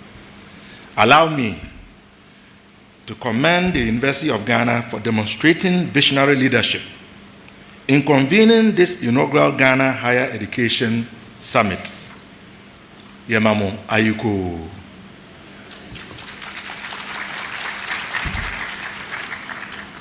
Throughout its distinguished history, the University of Ghana has consistently provided leadership in shaping national discourse on issues of strategic importance. Today's summit continues that proud tradition by bringing together university leaders, policymakers, industry, development partners, researchers, and civil society to deliberate on sustainable funding for higher education. The university is once again demonstrating its commitment to thought leadership and national service. I am particularly impressed by the summit's deliberate focus on practical solutions. Beyond identifying challenges, it seeks to answer three fundamental questions. One, who should fund higher education? Two, how should higher education be funded? And three, where should sustainable sources of funding be found to support teaching, research, innovation, and institutional development? These are the questions that will shape the future of our universities. I have no doubt that the deliberations over the course of this summit will generate valuable ideas and actionable recommendations that will inform institutional strategies and national policy for years to come. Colleagues, ladies and gentlemen, the responsibility for financing higher education can no longer rest solely on government. Higher education is a shared national asset whose benefits extend far beyond university campuses. It supplies the skilled workforce that powers our industries, the researchers who solve national problems, the entrepreneurs who create jobs, and the public servants who strengthen our institutions. For this reason, sustainable financing must equally become a shared responsibility. Industry must see universities as partners in innovation and workforce development. Alumni must view giving back as an investment in the future generations. Development partners should continue supporting capacity building and research.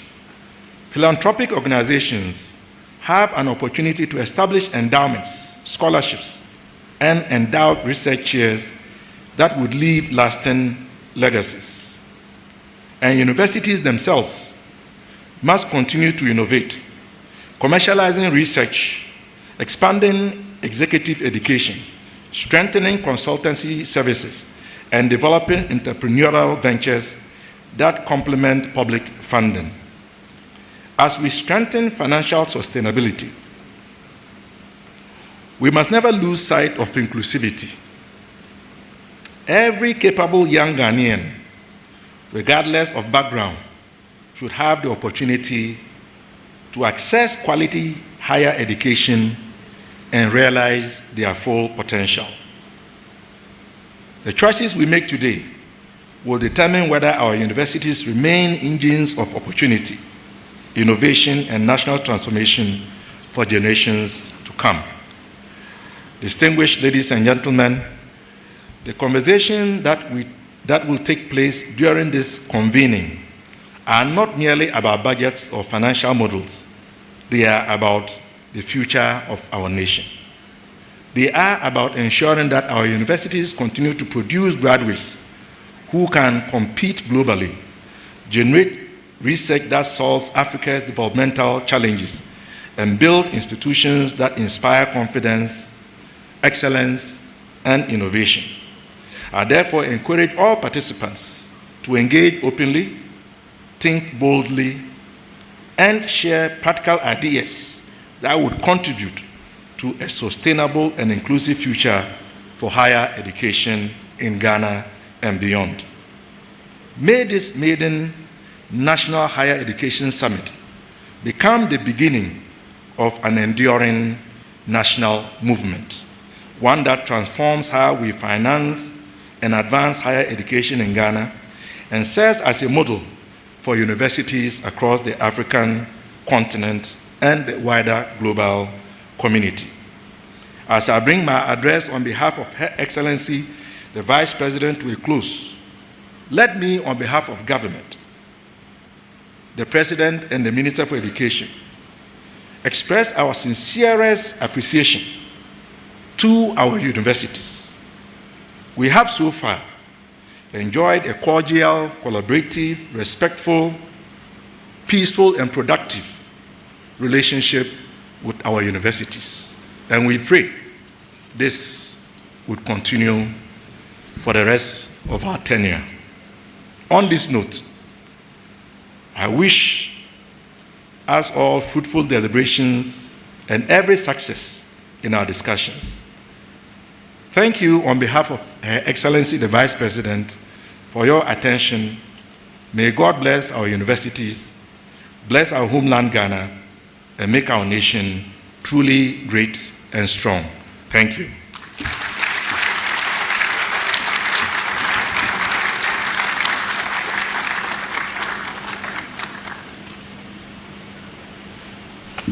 Ladies and gentlemen, the Deputy Minister for Education, Honorable Dr. Clement Apak, delivering those remarks on behalf of the Vice President of the Republic of Ghana, Her Excellency Professor Jane Nana Opoku Agyeman. Please, a round of applause once again. For bringing our attention to some of the amazing things government is doing for the tertiary education sector here in Ghana. Distinguished ladies and gentlemen, we still have some more discussions lined up for the summit. We have our plenary discussions, like I mentioned early on, coming up, but that will be after our snack break. I think we've all earned ourselves, some minutes to stretch and grab a coffee or, whatever it is you want to drink. We have it, okay? So we would have it during snack time. And it's also a time to connect and network, because I'm sure most of us are always seated in our offices or in the classrooms. We hardly see our colleagues who are joining us from the various sister institutions. And so I would encourage all of us to do well to network and connect with our friends and colleagues who are joining us today for this summit. And so please, this is how it's going to be. For those of us who haven't registered yet, please let us take note and scan and register. And once you have done that, I'll humbly ask that you move to the registration desk and pick up your tag. It's very, very important, because at that point you will be given your coupon, which will allow you access to where the snacks are being served. And so please, let's take a listen at these very important announcements for our dignitaries, be it our ministers, our keynote speaker, our panelists, our VCs joining us from across the universities, our pro-VCs, provost, registrars, diplomatic corps, CEOs, MDs. You have been given the green tags and you'll be converging at the holding room, that is seminar room 1. That is after we are done with the group picture. Tier 2 would be our deans, our directors, other university officials, corporate executives. We have been given the yellow tags, and so please take a look at it well. You will be converging at seminar rooms 2 and 3 for your snack break. And then finally, our students, our NSPs, and others who are joining us, you have the red tag, and so you will be converging at the foyer upstairs for your snack break. And so please, let's take note of that. This will be the same order for lunch as well, and so let us take note of that. Distinguished ladies and gentlemen, we are taking our break, but before that we'll take a group photo. We would have the Vice Chancellor join us, the Deputy Minister join us, our council member, our registrar, as well as our keynote speaker join us for the first set of photos.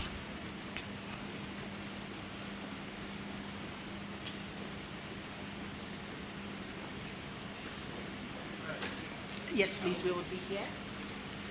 Yes. Okay, I think we can come up. And so we'll have our official photographers be on standby for.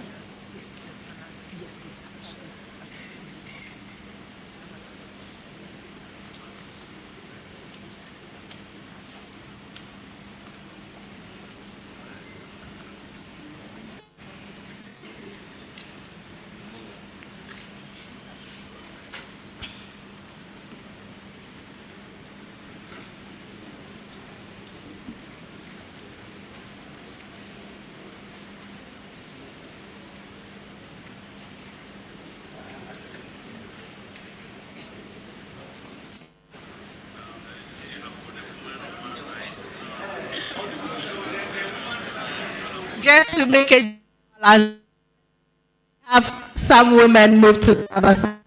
Yes, please. So Ms. Cedi would move.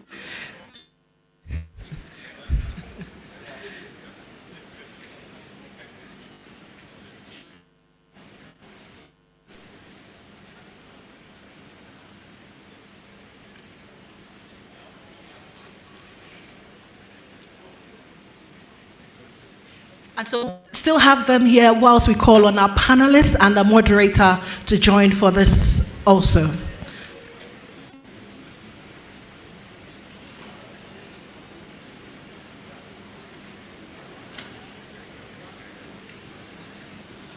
So panelists, our special guests, you could join in.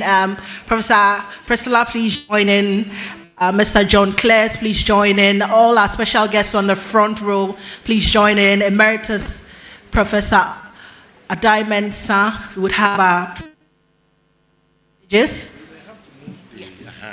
You may have to move it. Can I help you? Yes, please. It's very okay.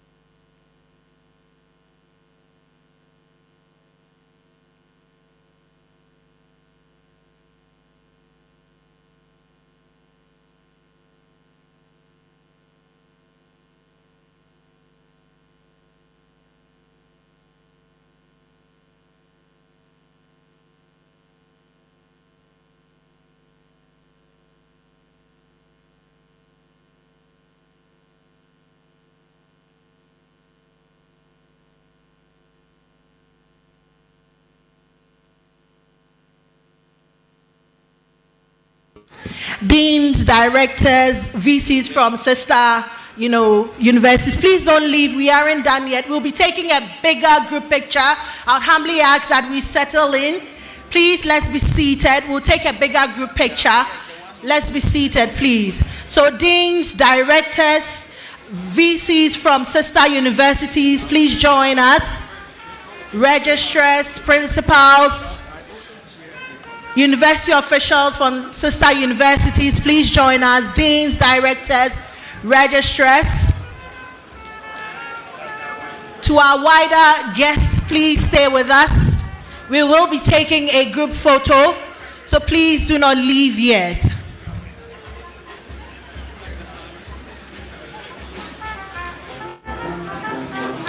Whilst at it, I would like to announce we've just found this earpod. Just in case it belongs to you, please see me and find a way of identifying it, and they will be given to you. Please, some of us would have to come up.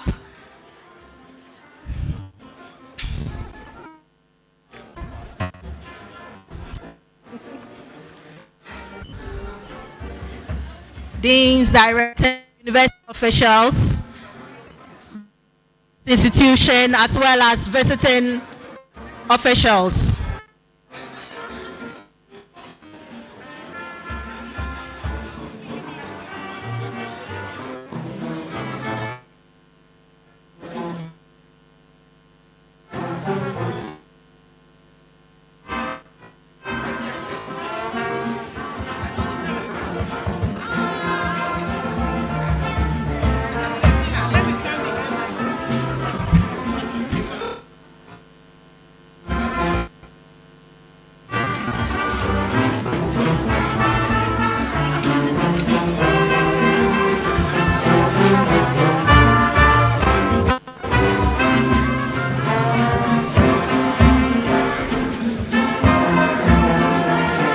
Thank you very much. A final one will be our participants, and so we'll humbly ask our dignitaries to kindly take their seats, and then we'll have a bigger group picture. So please, those of us on the wing, let's come together. Take a group picture.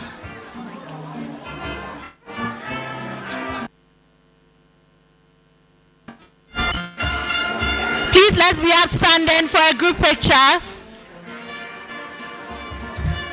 Those of us to this side, let's come closer. Let's come closer so we are all in the frame. Our dignitaries will be in front for the picture. Please, let's come together for the group picture. Let's come together for the group picture. Our dignitaries would be Wind Ensemble. Thank you very much, Wind Ensemble. Thank you, Wind Ensemble. Thank you. Dignitaries will be in front while the rest of us come together. We want a close knit. Let's come together whilst we take the group picture that has everyone in the. Who knows? It may make it to our calendar the coming year. To see your very broad smile.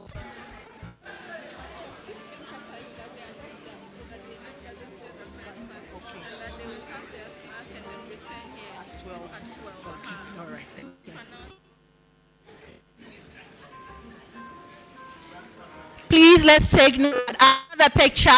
We would move to our various rooms for snack, and then we will reconvene at 12 noon.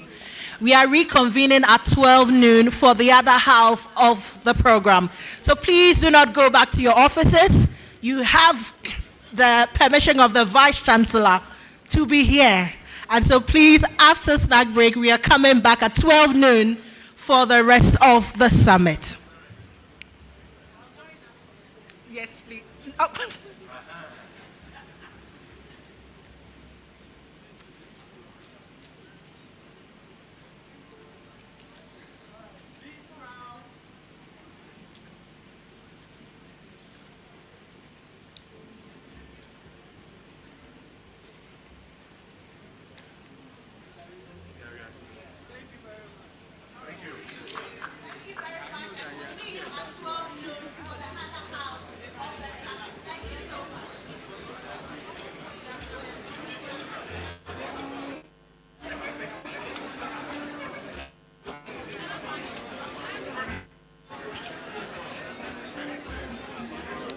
So our dignitaries will be moving to the holding room. And so our vice chancellors, our minister, our keynote speaker, our panelists, our registrars, our provost, diplomatic corps, MDs, we will be meeting in the seminar room 1, the holding room. And for our deans, directors, other university officials, corporate executives with the yellow tags, we will be meeting in holding rooms 2 and 3. That's seminar rooms 2 and 3. And for tier 3, for our students and NSPs, we will be meeting at the foyer upstairs. You have the red tag, and so please move there now. For those of us who have registered and haven't yet gone for our tags, kindly move to the registration desk outside, pick up your tags and your coupons. We'll be back at 12 noon with the other half of the program. We'll see you soon. Thank you.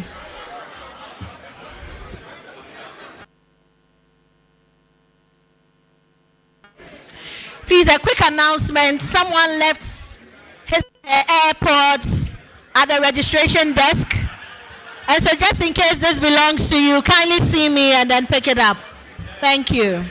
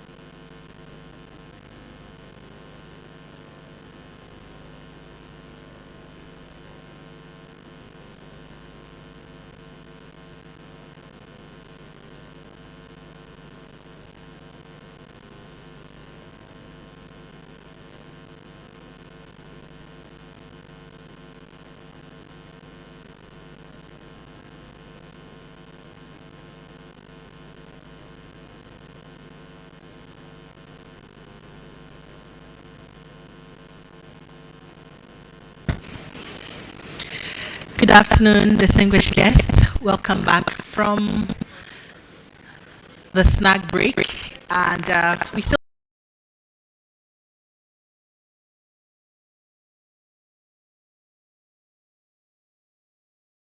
for us, please. Let's move forward. I mean, from the second row, we can occupy those seats, right? From the second row. Yes, from the second row. Yes. Please, let's move forward. Those of us at the back, please, let's come closer.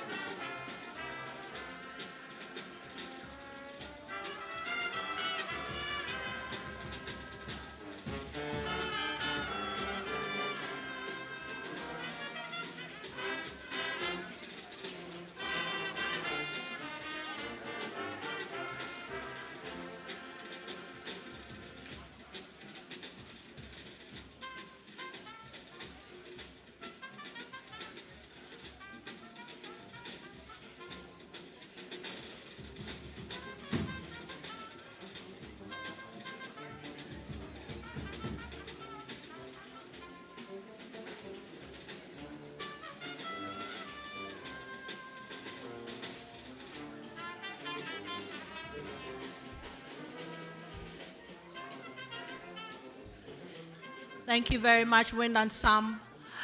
Welcome back from that well-deserved break. Like I announced early on, I would humbly ask that those of us seated far behind, I mean, there are so many empty seats in front, so just so that we look good on our live stream and in our pictures, I'd humbly request that please let's move forward. Let's come forward. Let's come forward, please. Those of us, yes, even in the middle belt, there are so many empty seats, so let's move forward. Let's move forward. Let's move forward.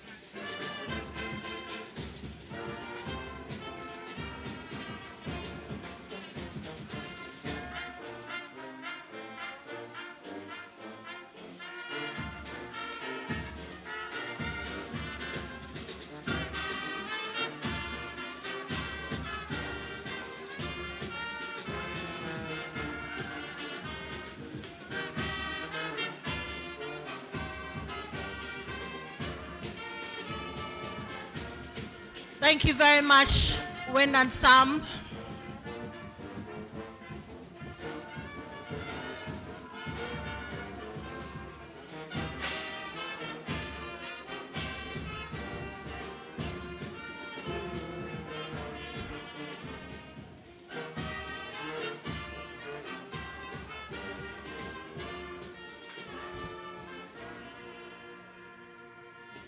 Thank you. Please, a round of applause for the Wind and Sam. Welcome back. Now, I hope you had the opportunity to reconnect. I saw most of us chit-chatting and trying to talk to colleagues and friends that are gathered here. And I'm sure perhaps we have also exchanged some ideas here and there, because at this point, we are moving on to our panel discussion. But before we move into that, I think it's just right to still hear some solidarity messages from some of our key stakeholders in the higher education fraternity. Ladies and gentlemen, to our very first solidarity message in this cohort, please allow me to make welcome UTAG President Professor Vera Oge-Fiado, who will be delivering her solidarity message on behalf of UTAG. Please let's applaud her while she makes her way to the stage.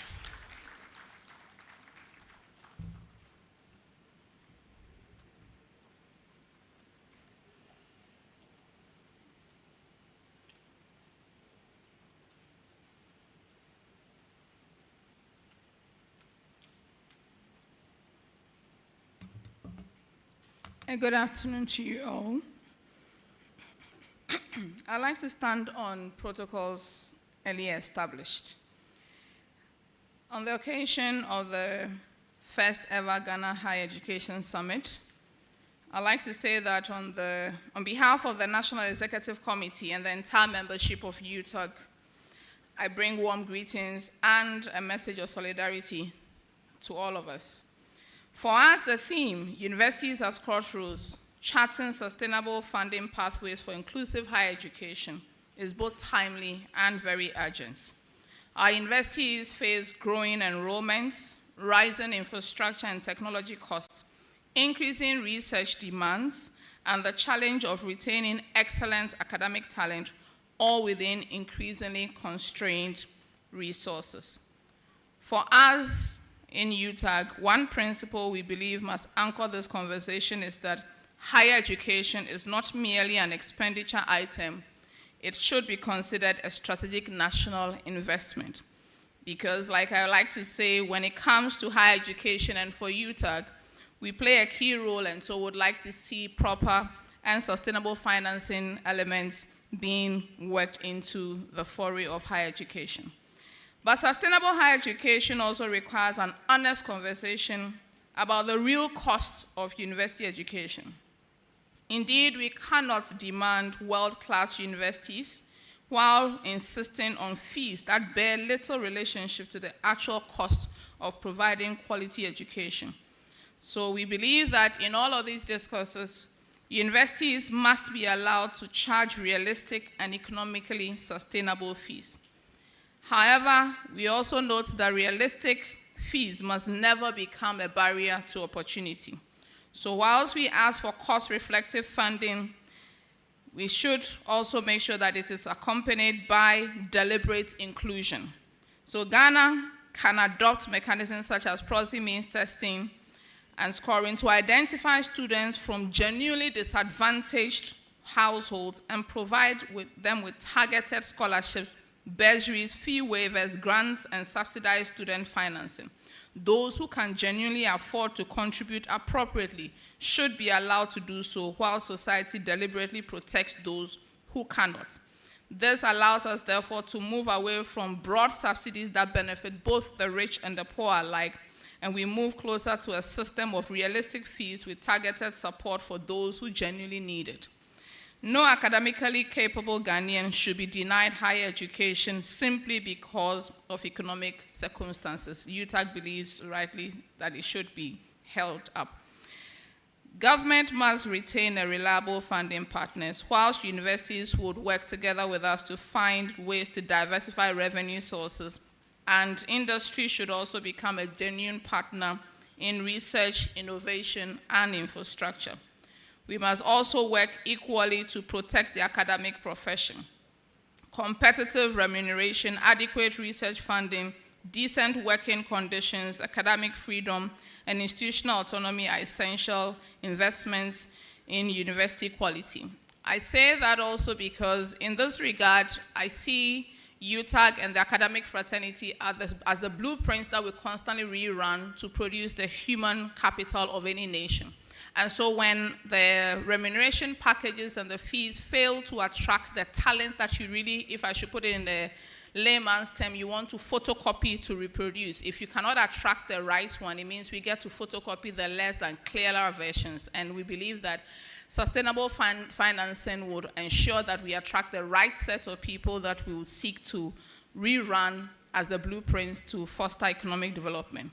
So as a body, we believe that UTAG would play a very key role in helping to achieve this goal. So distinguished ladies and gentlemen, we are indeed at a crossroads. We can continue managing recurring funding courses, or we can actually choose to build predictable, equitable, and sustainable funding architecture that balances financial realism with social inclusion. So UTAG, as a body, sees itself as a partner on this journey for sustainable financing of universities in Ghana, and stands ready to work constructively with all stakeholders towards that future. The future of Ghana higher education is the future of Ghana itself. Long live UTAG, long live Ghana higher education, and long live Ghana. Thank you.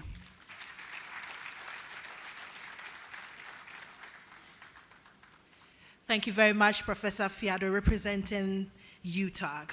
Still on some more solidarity messages, we would receive a message from NUCS. Now, representing the NUCS president will be president of the Business House JCR in the person of Samuel Espan Bisa. Please let's welcome him with a round of applause.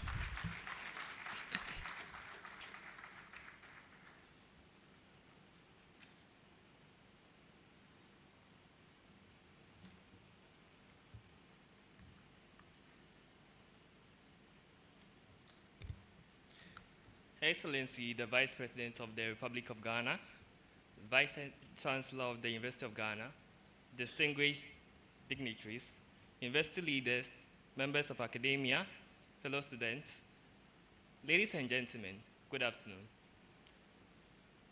My name is Samuel Espan Bisa, I serve as the president of the Business House JCR of the University of Ghana Business School.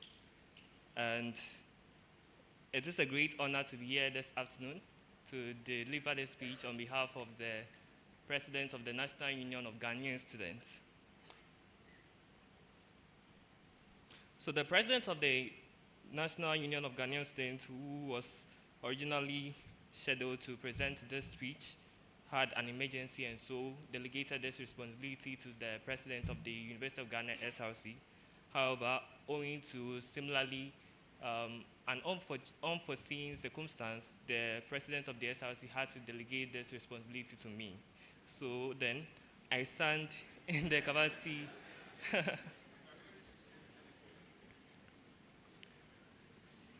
So in this regard, I stand not in my own capacity, but as a representative of the President of the National Union of Ghanaian Students. Now, speech delivered by the President of the National Union of Ghanaian Students. Her Excellency, the Vice President of the Republic of Ghana, distinguished guests, university leaders, members of academia, fellow students, ladies and gentlemen, good afternoon. It is a pleasure to join you on an issue that goes to the heart of Ghana's development, how we finance and sustain higher education while ensuring that no student is left behind. Our universities are more than places where degrees are awarded. They are centers for knowledge, research, innovation, and national development. But today, they face growing pressure. Student numbers are increasing, while funding has not always kept pace with the demands for infrastructure, research, technology, quality teaching, and student welfare. For students, the consequences are clear: rising costs, inadequate accommodation, limited learning resources, and increasing financial pressure. At NUS, we believe that access to higher education must not depend on students' ability to pay. Government, therefore, has a critical role to play. We need predictable and sustainable funding for public universities, stronger support for research and innovation, and greater investment in infrastructure. At the same time, universities must explore partnerships with industry, alumni, development partners, and private sector to diversify their revenue. The accommodation crisis. Distinguished guests, one major challenge is student accommodation. We are reliably informed that government investment in university accommodation over the years has not been sufficient to meet demand, creating significant housing deficit. As a result, many students are forced to live far from campus, spending more on transportation and valuable time traveling to and from lectures. This affects their academic work, safety, and general welfare. Accommodation is not a luxury, it is a part of the educational experience. Government must therefore work with universities, the private sector, and the development partners to significantly expand affordable student accommodation. At the same time, we must address the growing concern about arbitrary hostel price increases. When accommodation is scarce, students have little bargaining power, and some landlords and hostel operators take advantage of this situation to impose unreasonable charges. NUS, upon becoming aware of these concerns, petitioned the Rent Commissioner to commence enforcement of the applicable rent regulations. We call on government to give the Rent Commissioner the financial, logistical, and human resources necessary to enforce the law effectively. Regulations without enforcement will not protect students. The true cost of higher education. Ladies and gentlemen, the cost of higher education goes beyond tuition. Students must also pay for accommodation, food, transportation, learning materials, and internet access. A student who gains admission but cannot afford these basic necessities is truly not benefiting from access to higher education. We therefore call for stronger student support systems, including scholarships, affordable accommodation, and targeted support for students from disadvantaged backgrounds. But access alone is not enough. You must also ask what happens to the student after graduation. Graduate employability and skills development. Our universities must not only produce graduates, they must produce graduates who are prepared to contribute meaningfully to the economy. Today, a degree is important, but increasingly, employers are looking for practical skills, detailed competence, problem-solving abilities, communication skills, entrepreneurship, and a capacity to adapt to a changing labor market. We therefore need to place graduate employability and skills development at the center of our higher education agenda. Universities must strengthen partnerships with industry to create more opportunities for internships, apprenticeships, mentorship, practical training, and work-integrated learning. Students should have opportunities to acquire relevant skills before they graduate, not after they enter an increasingly competitive job market. We must also invest in entrepreneurship and digital skills so that graduates are not only prepared to seek employment, but are equipped to create opportunities for themselves and others. A national compact for higher education must therefore address not only how we get students to universities, but also how we prepare them to succeed after the university. A national compact for higher education. As NUTS, we believe Ghana needs a national compact for higher education involving government, universities, students, industry, development partners, and alumni. This compact should provide a shared national framework for making higher education accessible, affordable, sustainable, relevant, and responsive to the needs of Ghana's economy. Conclusion, distinguished guests, we are calling for universities that are adequately funded, students who are properly supported, student leaders who are transparently resourced, graduates who are equipped with relevant skills, and an accommodation system that does not exploit students. Above all, we are calling for a Ghana where poverty does not become a barrier to knowledge, and where university education provides not only certificates, but also a pathway to meaningful opportunity. Because when we finance education responsibly, we are not simply funding universities, we are funding Ghana's future. Thank you, and may God bless our dear nation. Thank you so much, Samuel, for heeding to the call on 2 occasions.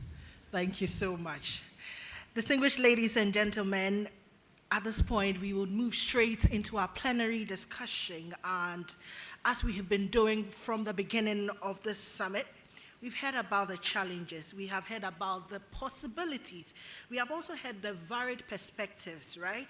But sustainable funding will not emerge from just the talks alone. Our panel discussion will therefore take us deeper into some of the most critical questions confronting higher education financing. We have a distinguished panel of experts with extensive experience across higher education, research, innovation, governance, and development. Ladies and gentlemen, at this point, it is my pleasure to hand over the conversation to our moderator, renowned media personality and lawyer, Mr. Samson Ladi Ayeneni, to lead us with the panel discussion. Mr. Ayeneni, the floor is yours. Thank you.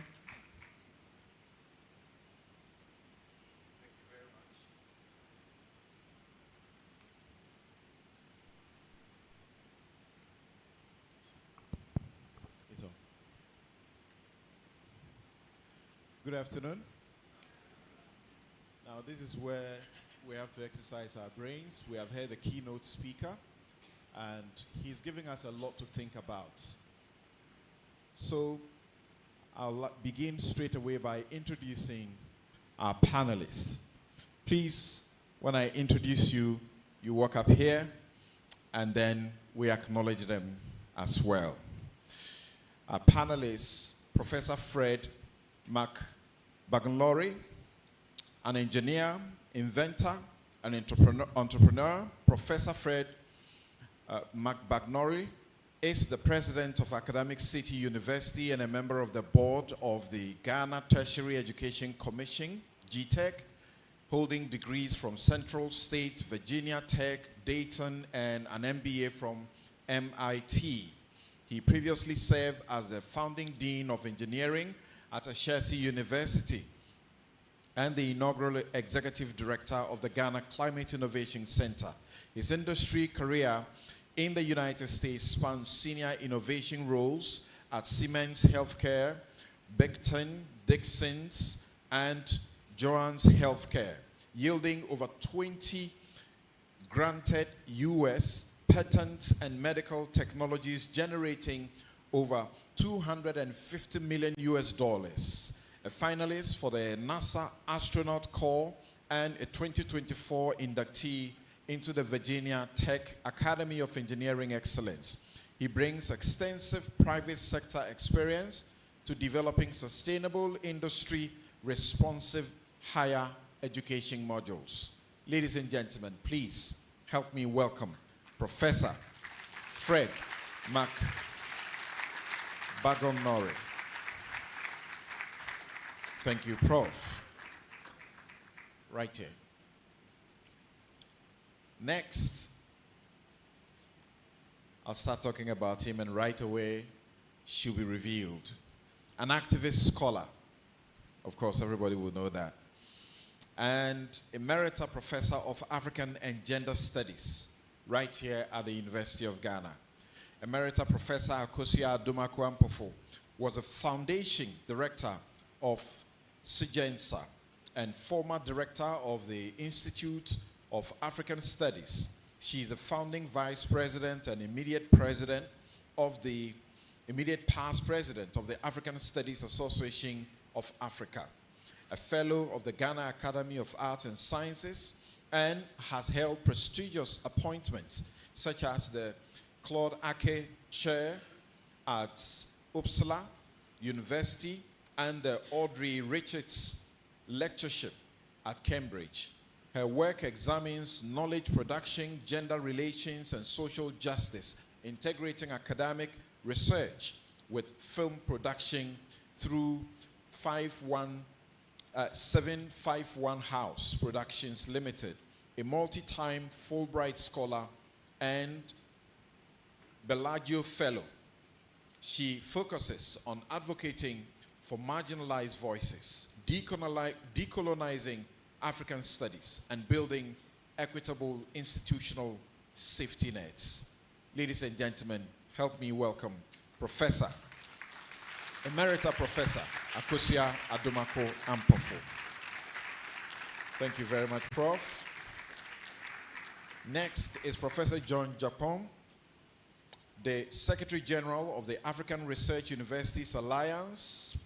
Prof is a public health physician and clinical epidemiologist with extensive experience in higher education governance and research management. He previously served as the Vice Chancellor of the University of Health and Allied Sciences, Pro-Vice Chancellor of Research, Innovation, and Development at the University of Ghana, and Director of Research and Development at the Ghana Health Service, an adjunct professor of global health at Georgetown University. His research specializes in infectious diseases and the elimination of neglected tropical diseases across Africa. He sits on numerous international grant review panels, and that makes his presence here today very, very critical. And he's a fellow of the Ghana Academy of Arts and Sciences, the Ghana College of Physicians and Surgeons, and the Royal College of Physicians Faculty of Public Health. Professor Japon, please help me welcome him.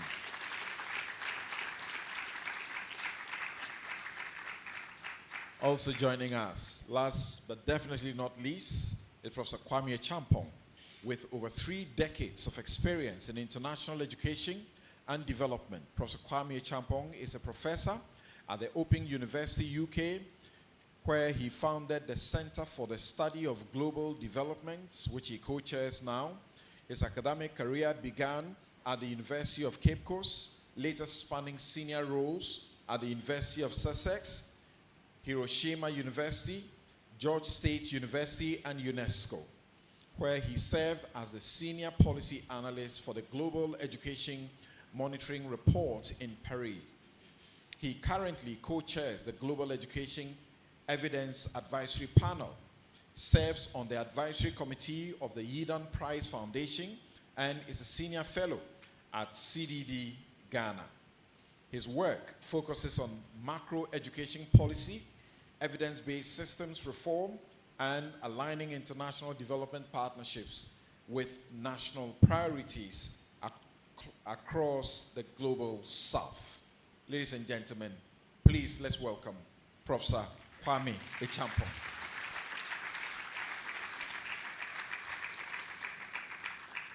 Now, it's very obvious, isn't it, that this is a very serious panel. Certainly, an African university cannot operate as an elite monolith, detached from public reality.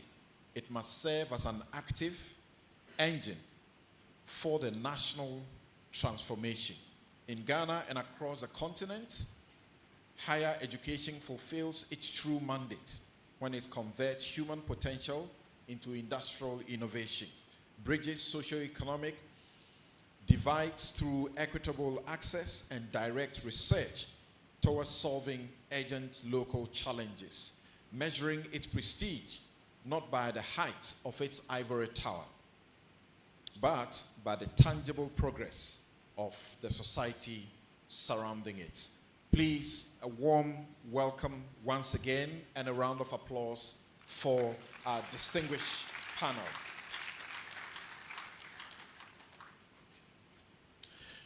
Now, knowing that universities are at the crossroads, I don't know exactly when we got to the crossroads, but having contemplated over this issue for a while and preparing for today, in 2 minutes, what will be your statement of the problem and the potential strategic solution? Thank you very much. Good afternoon. I'm so excited to be here. This is home. Well, a crossroad is an interesting place to be, and it's definitely a congested place. We live in an era of minds, not minds. The future of this country lies in how we mind the human mind, not our minds that will soon dry up. And so we are talking about a crossroad because it's important to cross this chasm to ensure that education takes its viable place in national development. Without education, we are not going anywhere. Having said that, a lot of things ought to be done, and I call those the external factors, with external in quotes, and the internal factors. For the external factors, we have to look at our own regulatory framework, how the universities are legally constrained from engaging in enterprises. We also need to look at the institutional governance structures that the universities are currently saddled with, and then we also ought to focus on how to build an enabling entrepreneurial environment. That's what I call the external. Now, on the internal piece, we have to focus on cash management, cost containment, and liquidity. I think if we play this well, we'll easily cross that crossroad. Thank you. Thank you very much. And that was under 2 minutes. And I'll plead that you share the microphone with Professor Admako. And anytime you hear me tap the mic this way, it means your time is up. I want to be sure that we keep to the 1 hour you have given us, and you also are able to participate. So, Professor Admako, what will you say? I'm going to feedback or look back on some things that were said morning. I think our keynote talked to us about doing better household surveys. We need to, and the president also talked about the need to assess the actual cost of education. We need to do both.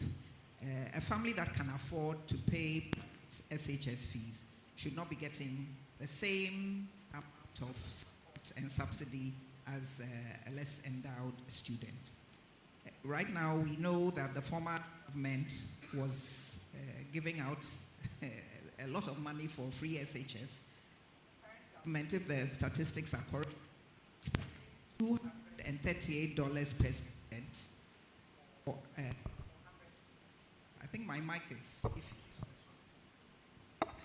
Thank you. The statistics that I came across says we are spending 35.8 million euro on level 100 students, and this is a cash amount that is given to every student, whether you are needy or not. I asked my nephew whether he got this money last year, and he joked that students were using it for sports betting. So if we can calculate the actual cost, tuition, facilities, accommodation, feeding, and per discipline and per program, we know that if you're coming into this program in this university, this is how much it costs. We are all subsidizing education. I don't think there's any adult in this room who is not paying for education in one way or another for somebody. So the money is there. So students who need support should apply to other sources of funding.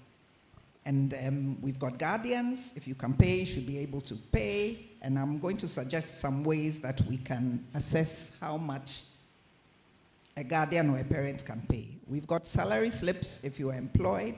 We can rely on income. We can find out if you're a first-generation student. We can find out if you have other siblings who are in university. We can look at your place of residence, look at underrepresented groups by region, the senior high school that you attended, then look at whether you are deserving because you are a particularly responsive student. Do you participate in leadership and extracurricular activities?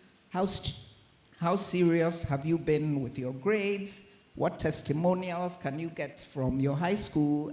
We might be a bit iffy about that because we know Ghanaians will say wonderful things even when the person is undeserving of it. And other criteria that you then must apply for these funds. And I think that if you are a wealthy parent, you'll be unwilling to go and ask the district assembly that please support my student. Right.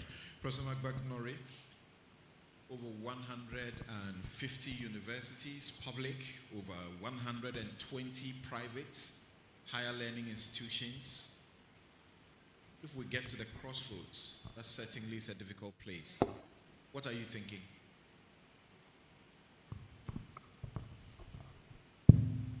So, as a president of a private university, I'm always looking for opportunities to contain costs. And so if you ask me, I would say, why do we have 10 technical universities? And if we have 10, why do we have 10 vice chancellors? Could we just have one vice chancellor? So that's one point. The second is that could we specialize these institutions into specific areas so that you can actually optimize national resources versus every one of them trying to do things that the others are doing? So from a private end, I'm thinking, I'm looking at a huge campus like this and I'm saying, where are your solar panels? I'm thinking all the water that hits your roof, where does it go? Because I can tell you there is no drop of water that hits my house and goes anywhere until I allow it. So I think in addition to government subventions and other challenges, universities ought to start figuring out how to optimize resources so that these resources could go to students that are struggling. Thank you. And to the initial comments by Professor Ampofo, very practical. Professor Japon, where do we go from where we are? Where are we? Thanks for the opportunity, and I'm also quite happy to be part of this panel. I think we have been at different crossroads at different times. And I recall my days as GCR President of Republic when we were going on demonstrations for almost everything. And we wanted God to kill our vice chancellors. and then I became a vice chancellor, and people were praying that I die. So we've been at different crossroads, and I think the needs are different at different times because of the changing scenes of life and economy. So in my personal perspective, from my personal perspective, I think the keynote speaker and the various solidarity messages have hit on the necessary things that have to be done. But I was sitting and reflecting, why haven't we done them? Why haven't we done? What is constraining us? And I think that is where we need to spend some time reflecting, because we all seem to know what exactly we have to do.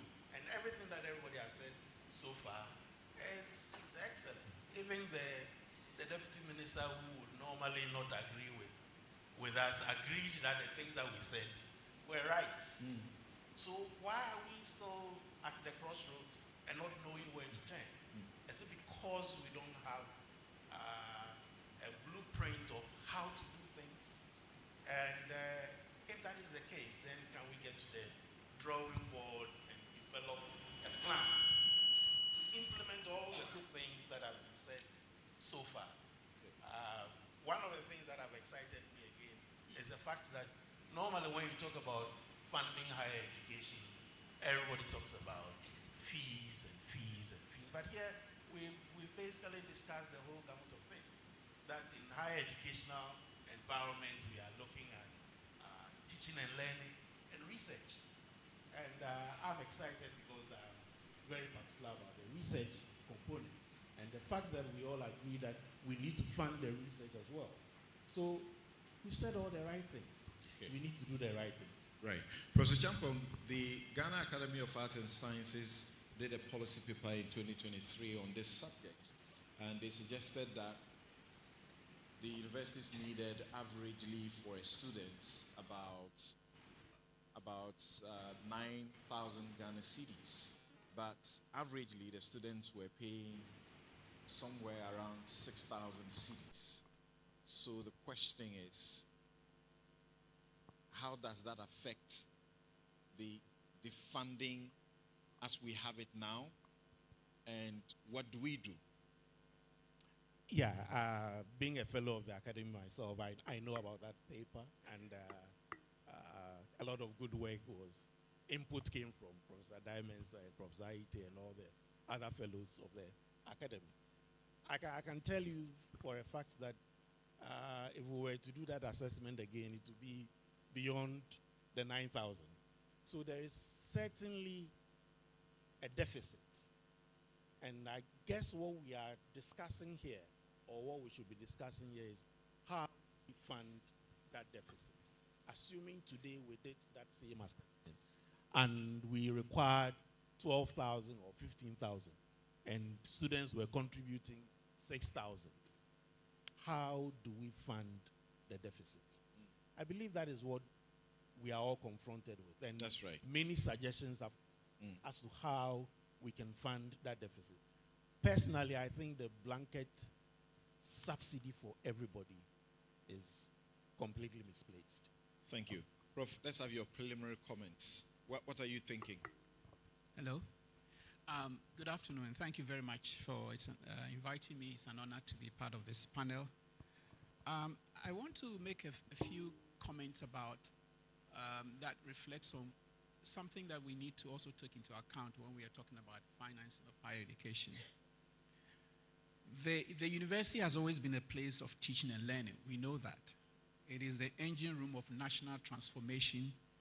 It is where future leaders are nurtured, where solutions to society and most promising or pressing challenges are developed, and where innovation, research, and creativity combine to shape the destiny of nations.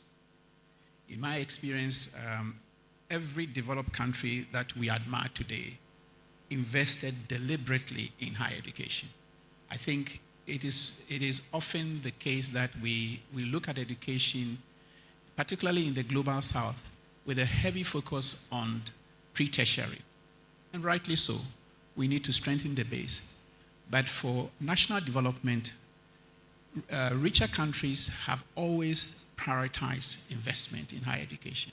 Now, we are talking about what that investment means, and I will later on share a few ideas.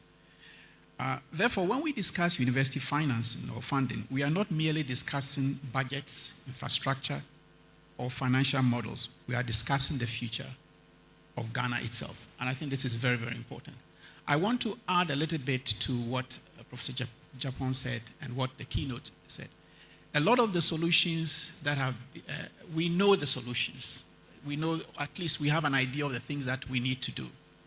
The problem is, how do we nudge our system to take on board those solutions? And my experience in many higher education institutions, particularly in the UK, where I know is that there's a strong nudge for universities to adopt certain financing practices that ensures that we're on national priorities. And the question I want to ask is, how are we being nudged to do that? So for research, for example, you cannot be in that higher education environment and not have a contribution towards how the university accesses money from the government. If you don't publish, don't show your work has impact. So every 5 years, for example, in the UK, we have the research and reference framework. And that is key to how much money the university gets. So as a faculty member, you are contributing to that pot. And I think these are the nudges that we need to think about so that our universities can respond to the kind of environment in which we are and make us sustainable. It cannot be one framework. We really have to really think quite creatively. And then finally, I wonder whether in 10, 15 years' time, universities will be like what we see today. I think we have to take that very seriously. AI and technology that is change universities. This year, over 80,000 British university students have decided to stay at home and go to university near them because of how much it costs for them to pay for residence So I think these are some of the things that we need to reflect on. Now, Thank you. Someone who is involved in international education and development, my question to you now is, our public higher education funding system, is it merely underfunded, or the budgeting is fundamentally broken from where you sit?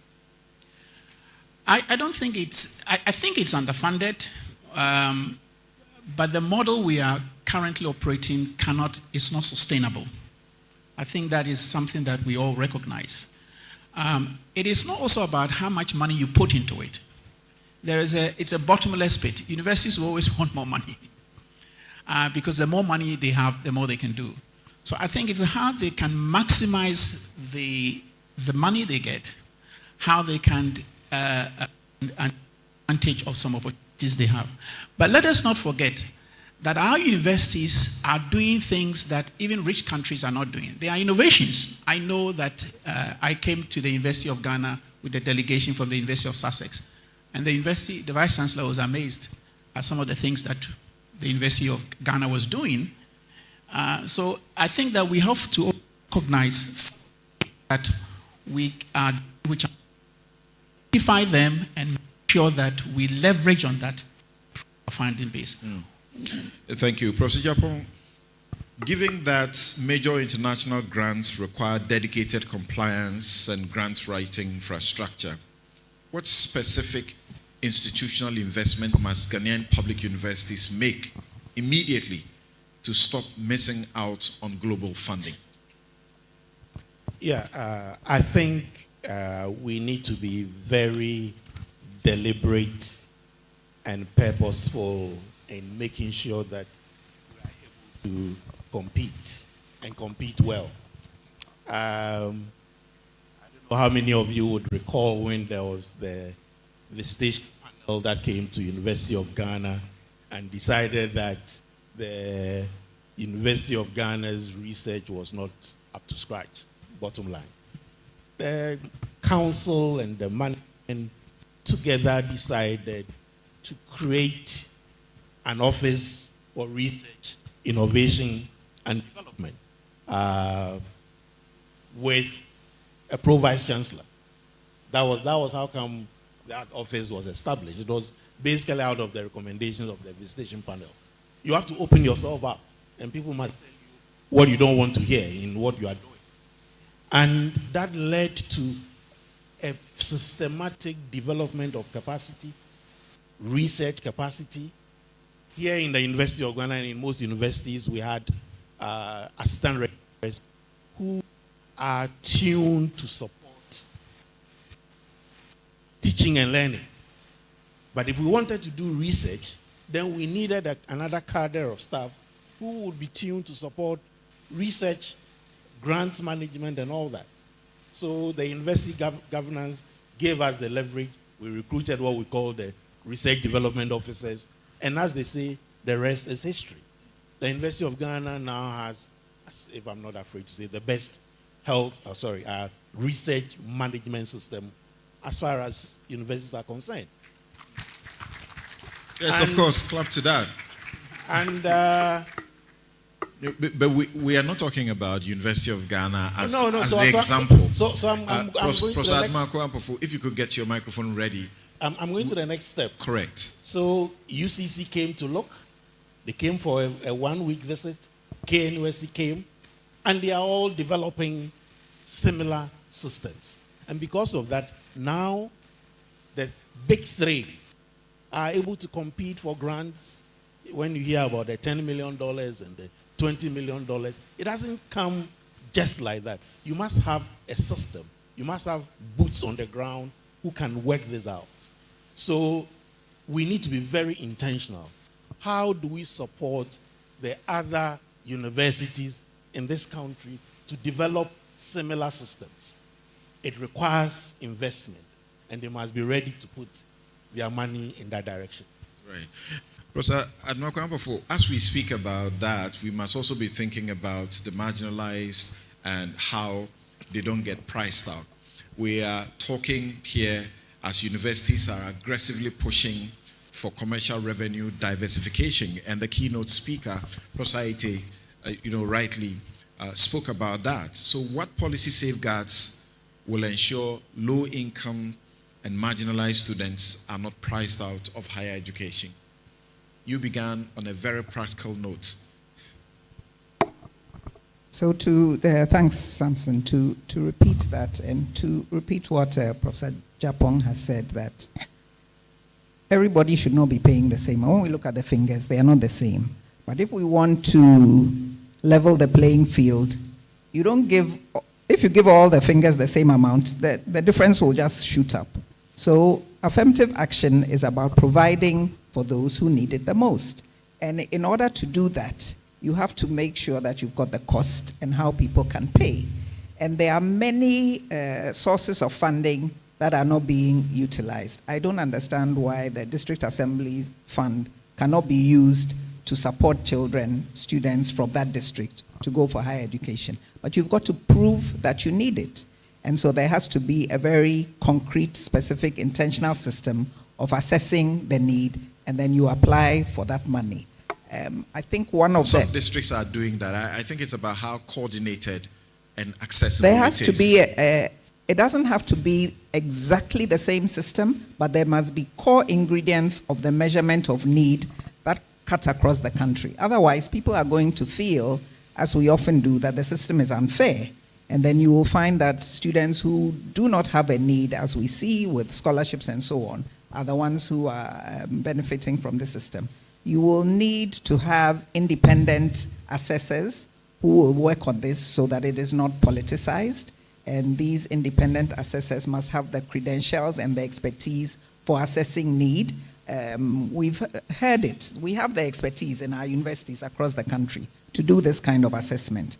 Why can we not put a system in place where, one, the criteria are established, we are also used to do the assessments, and then you provide the need accordingly. There are also a lot of institutions who would want to support, but they will ask themselves, what's in it for me? So if I'm going to fund a student, I want to hear my name, my organization, my bank, whatever. I want to hear I want the public to hear that this is what I'm doing. So there has to be a way of advertising this beyond the occasion when the scholarship is given out. My name is somewhere. I can check online. I can send it to other people to show that this is what I have done. And there are also individuals who would be ready to support. I think one of the areas we struggle is with the issue of trust. And some of the prognosis and the diagnosis, the prognosis and the treatment that has been suggested indicates that we have to have a clearer system, more transparency. I should be able to check that the money was actually used for the student, and it didn't go into some other common fund that the university can dip into to take care of other costing. If I know that happens, then when I was the director for Center for Gender Studies, we got one of our members who was very interested in supporting sexual harassment policy, went to her church, LIC on this campus, and they gave us a very fat check in order to support that work because she was persuaded. She then became an ambassador, went to persuade her church, and it might have become a long-term thing, but unfortunately, she was no longer a member, and then that kind of fizzled away. But there are many ways of doing that. Right. And listening to Professor Champong and Professor Japong, obvious acknowledgement of institutional endowments that have become the backbone of higher education elsewhere, unlike here. Our alumni, they give mostly in episodic donations. They are making donations in fiscal structures or one-off items, and like Prof said, and someone is asking that they would want to be recognized, their name has been put on something. How do we shift this culture towards building permanent, self-sustaining financial endowment? Professor Admakwampov. We like to put a lot of our money into brick and mortar. I think that there's a lack of awareness also of the ways in which if you give money, it can be compounded. Because if you give 1 million cedis to the university, they don't have to spend all of it on a building, all of it on a particular project. So donors need, especially donors who are outside financial spaces, need to be made aware of the ways in which their monies can be compounded for a number of uses. I also talked earlier about the trust deficit. So a lot of alumni worry that general cash donations might be mismanaged. So we need to build independent trust funds. Again, the independence, having institutions, bodies, organizations that are disconnected from direct university quote-unquote interference, for want of a better word, will engender greater trust among people, the alumni. They want to see legally separate endowment boards. I think Prof here talked about that are outside normal university control and administration. And they want to see that the appointments of those who will manage these funds is done in a transparent way. They are not friends of friends and so on. And the principal needs to be protected. We have occasions when the principal has been dug into, and so the interest that you are expecting has been used for some emergency, but we should make sure that cannot happen. And we need to redefine recognition and prestige. So it's not only the naming of buildings. So for example, maybe we'll have a Samson Ladi faculty fellowship for, for the media, right? Every year we'll hear your name. It will not be the building that will cut the tape once and every year we'll hear your name that Professor so and so has been appointed the Samson Ladi Faculty Fellowship in Media and Communication. That's a way of also rewarding the people who give, and I think that alumni would be interested in doing that. And again, we've talked about many of these things. Annual celebrations where people are mentioned, publishing of honor rolls, reaching out specifically to people who have money, I think one of the things that we are not very good at is following up. People give money once, we don't follow up. But Samson, I have to give this example. When we were celebrating our 75th anniversary, there was a donor who came and actually wanted to speak on the stage, and the committee did not allow him to speak, but he later on made a pledge for a huge amount of money. Kabashingmene, we've not seen that money. If I'm pushed, I'll mention the person's name.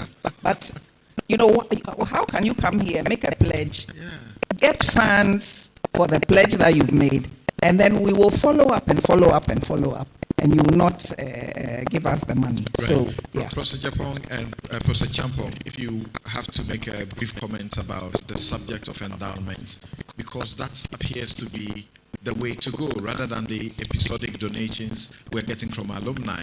It's actually not forthcoming. Yeah, I agree with you. It looks like here in Ghana, we prefer to go to our secondary schools and do things rather than to the universities. When it's doing something in the secondary schools, the year groups will mobilize, Professor Ite will mobilize the OAA to go and do everything in Achimota, but, you know, I was quite intrigued when I spent a year at Georgetown University on sabbatical. There is an endowment house where the floor has bricks, and the bricks have names of people who have donated. I was amazed. And I mean, the typical, bent brick that they use over there, that is what they've used for the floor. So this floor over here could have about 1,000 bent bricks. And they were different color codes, which have been used to design something. The red one, the gray one, and the red one had a certain amount paid, the gray one had a certain amount paid. And the alumni were excited at endowment. Right. Why can't we do something similar? Yes, Professor Chapo, so we heard earlier that KNUST, this university, for example, MasterCard Foundation, as Professor Ite said, what they are doing looks a lot more permanent. So why can't we have it almost like that? Yes. Yes, you. Yeah. I think that it goes back to some of the issues that have been raised, and I'll link in a personal example just to answer that question. I graduated from the University of Cape Coast. They have never ever asked me for anything back. I studied at the University of Leeds for 2 years, and I'm still donating to that university. And we seem to be stuck on a model or think about higher education that is highly dependent. Please explain that again. How come you are donating to that university and not Cape Coast? Yes, because Cape Coast has never approached me. They have never shared with me any plan, or even they don't even know where I am, I think. You know. And I think we should look, the University of Ghana, for example, has produced some of the leading, people globally. They are contributing to national economies, making a lot of money. They should be proud of being part of this university.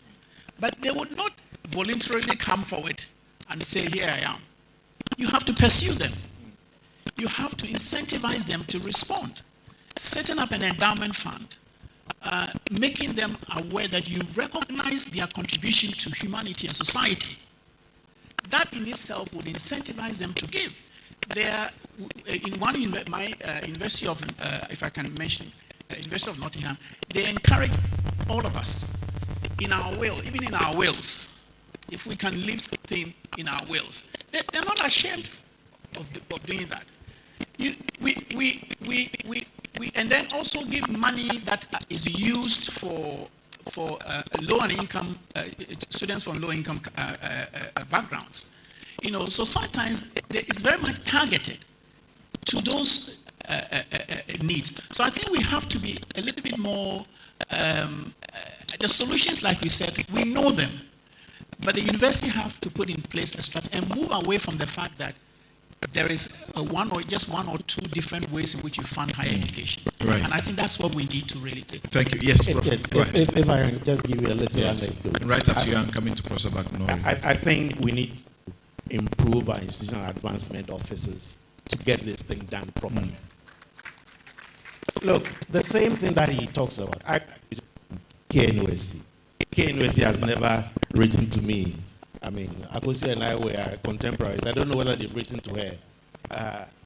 But I became the Pro-Vice Chancellor of University of Ghana in charge of research. Within a month, I received a congratulatory letter from University of London Senate House. I don't know how they got to know, but I was in the London School of Hygiene and Tropical Medicine. 5 years later, I moved to become the Vice Chancellor of UHAS. They wrote another congratulation. I don't know who told them what. And then I get a letter.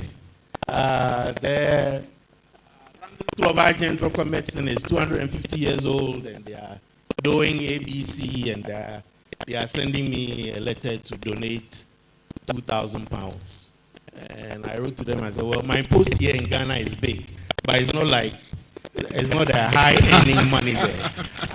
All right. But I ended up sending them £500. Great. No, because you feel obliged and waiting to you. I ended up paying £500. Great. You know. Great. But all right. Nobody writes. Nobody consults you. Yes. Okay. You say that, then I come to, patent and what we can do with that, because you worked to generate US patent, over 20 granted and 250 million US dollars. We need to do that. Yeah. So I want to contribute to the issue of alumni not contributing. I don't think we do a good job cultivating our alum. And I don't think we are intentional even about doing that. So that's one angle. The other angle is that free is dangerous. There is research that shows that people that get education for free do not give back. It is the ones that struggle that come back and say, never again should this happen to somebody else. Most US universities that I'm familiar with, when the vice chancellor is traveling, by the way, all the students are allowed to keep their emails when they graduate.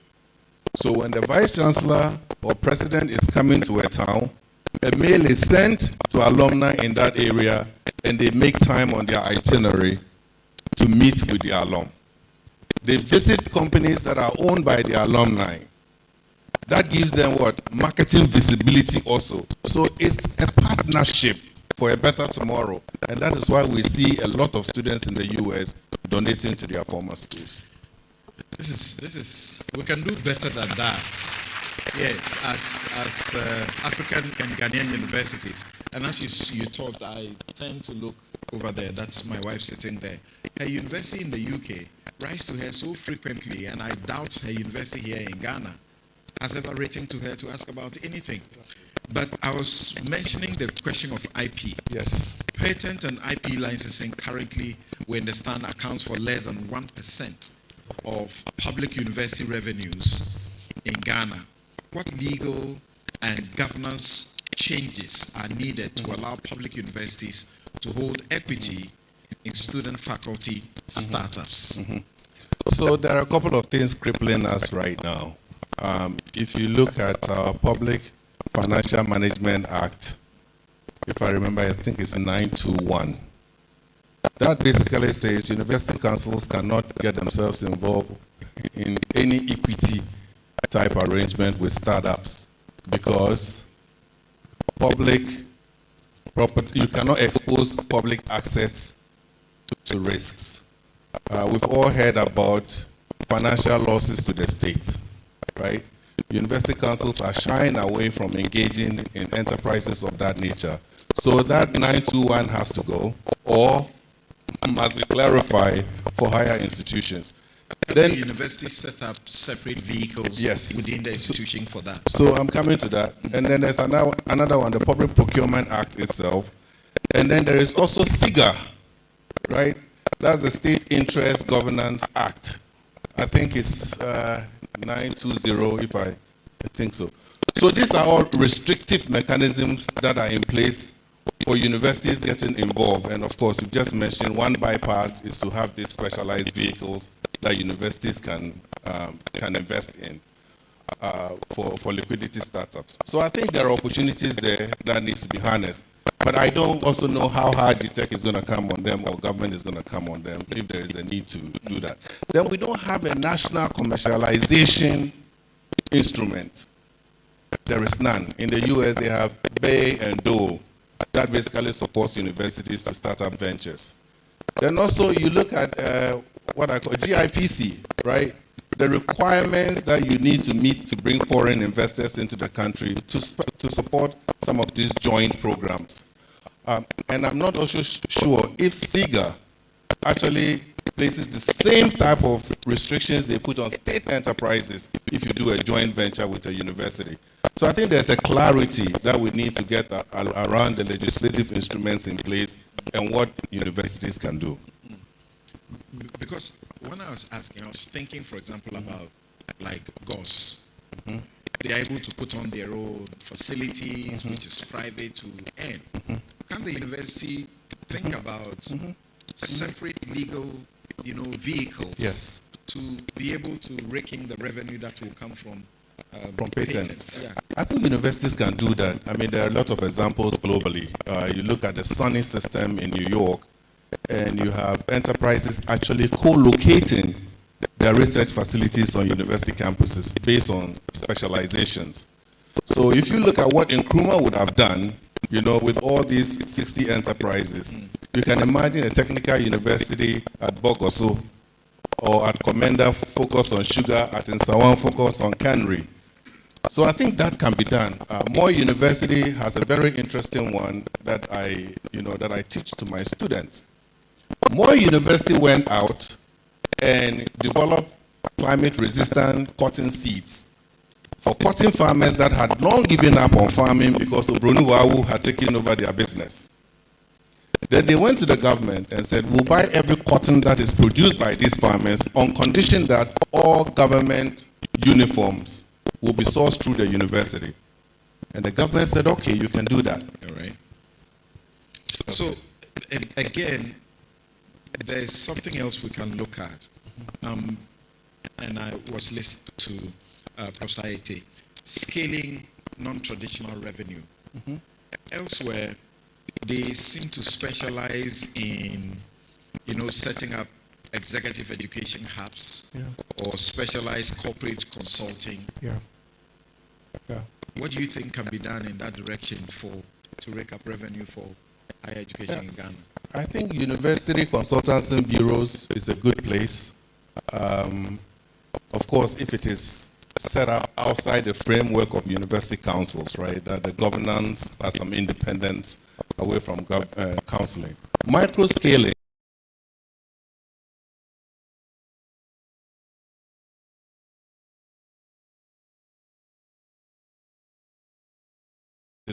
or engineering.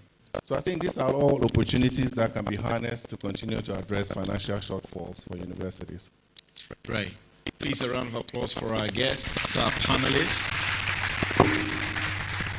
And there's one thing that we definitely cannot, ignore in their various submissions. They are getting very practical, down to earth on what needs to be done.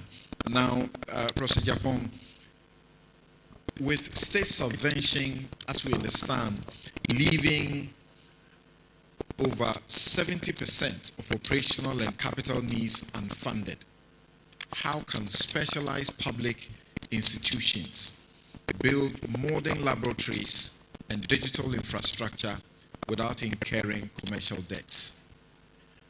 Well, thank you very much. I think one of the ways we could do this is the co-location of infrastructure, as has been brought up. So you would hope that your School of Pharmacy will be in league with a good pharmaceutical company to build a good laboratory on campus. The only challenge is that most of our pharmaceutical companies and many of the other industries are basically doing fill and finish. you know. So if there is a vaccine, the vaccine is produced somewhere, they bring it here and just put it in different aliquots. That is not science. I mean, so getting the proper case and Sanofi's and things to invest on African campuses is a challenge, but it is not impossible if we work things out appropriately.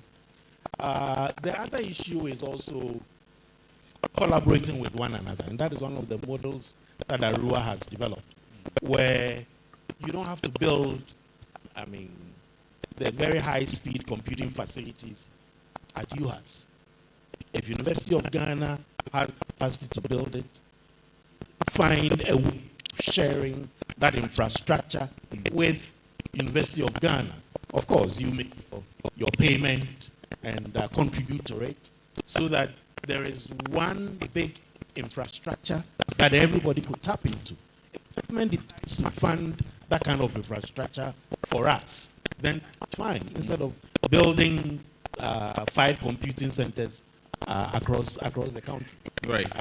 That brings me to an issue which I don't know whether we'll have the opportunity to discuss it, but I think government is spreading itself too thin. For a very long time, I knew of 3 universities: Legon, KNUST, and UCS. And then there was a time where, yes, there was a lot of pressure, so we expanded. Then we became about 10. Now we want to have a university every corner of the country. It's political competition. I think, I wish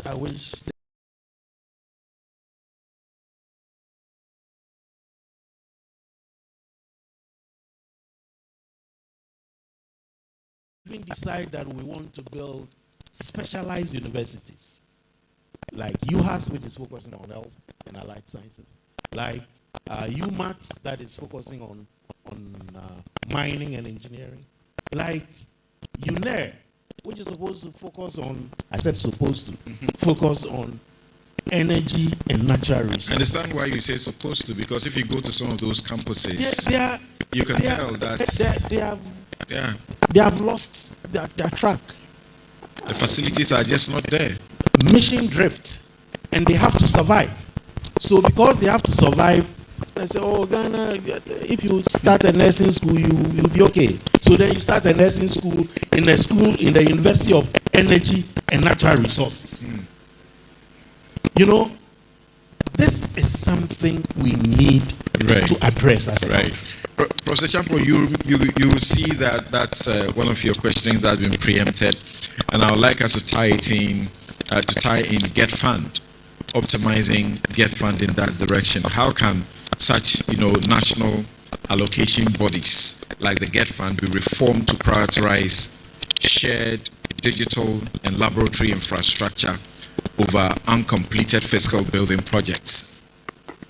Thank you very much. I think the Get Fund has already made some quite significant contribution to higher education in Ghana. I think we can all acknowledge that in terms of infrastructure. But I think that there needs to be some kind of rethink on how it can diversify in terms of what it invests in. But I think that diversification should be based on a sustainable model. How can we use get funding, if I can put it that way, to get higher education institutions, universities, to begin to create conditions that will help them to be more sustainable in terms of their financing. So when it comes to laboratories and other facilities, I don't think that the Get Fund should get into those things. I think there was a submission about, when Professor spoke about industry, specific industries that can benefit from those kinds of investments should be the ones that should be approached. If we are not very careful, we'll do what Professor Japan said, that we'll begin to stretch Get Fund into areas where it shouldn't really go into. So I think that it's something that we need to be careful about. We need to explore outside the Get Fund. We need to be very clear what the Get Fund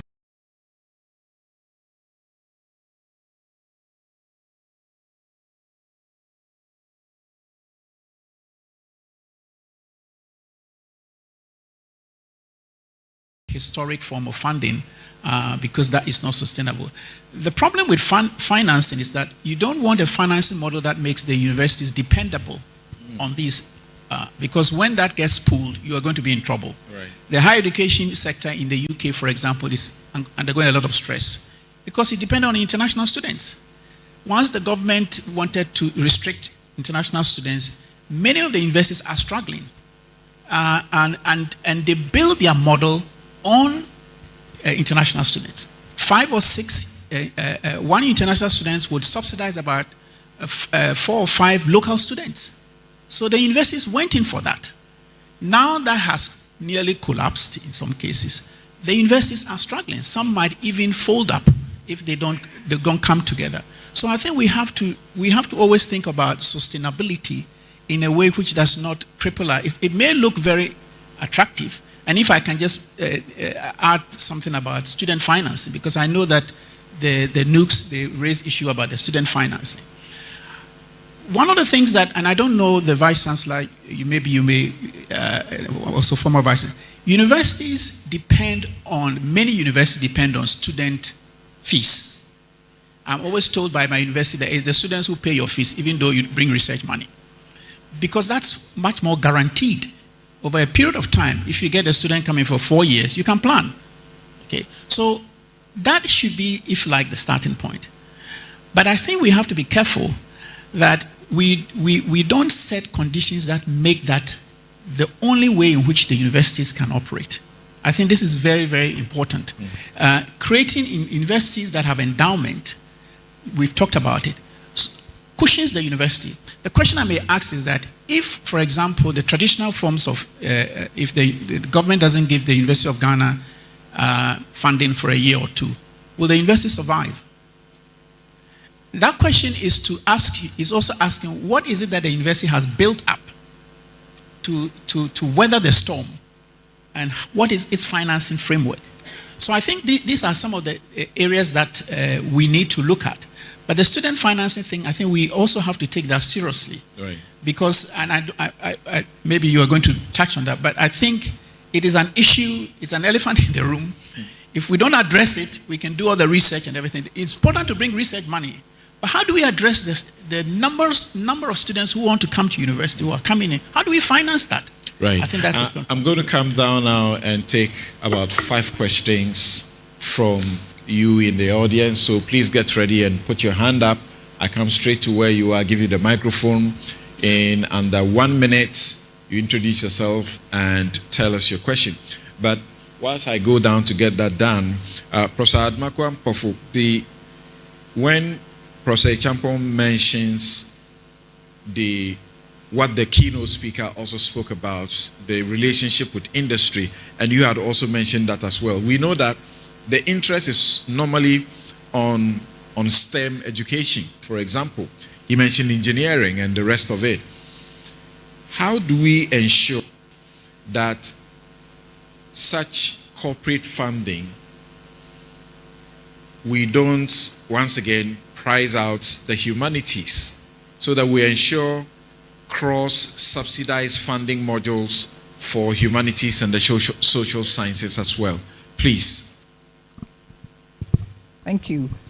I think one of the first things we need to do is to re-educate ourselves and each other about what non-STEM does, right? When we're doing work in the humanities, what is its role? What does it do for us? When we see the Ghana Dance Ensemble or the Wind Ensemble, do we just see them as providing entertainment or, some backup ancillary services for us, or do we see them as integral to our education?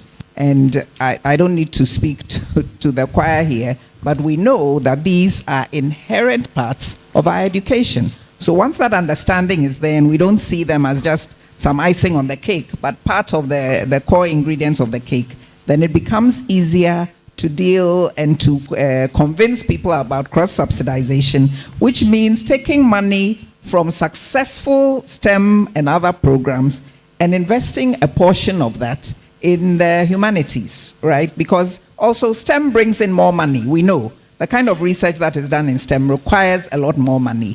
we generally need a little less money for the humanities. I say generally because it's not always the case. So we need to have central budgets and to know that when you bring in project money, when you bring in funding, a portion of it is put into this central pot and it is fairly distributed. And so there have to be criteria for this fairness. It's based on numbers, it's based on the cost of your program, and there must be protected floors. That funding cannot go below a certain minimum. If you're working in, if you're doing theater, don't see theater as just the performance that will be done here. The theater is training us for a lot of areas. If we think simply just of mental health and the importance of the humanities to our mental health and to our well-being, we would appreciate this better. I'm just going to go through some combined grant, joint funding, bundled package deals, industry advisory boards on STEM programs who can then appreciate that certain funding needs to go into the humanity, maybe piggybacking on what you said about shared infrastructure.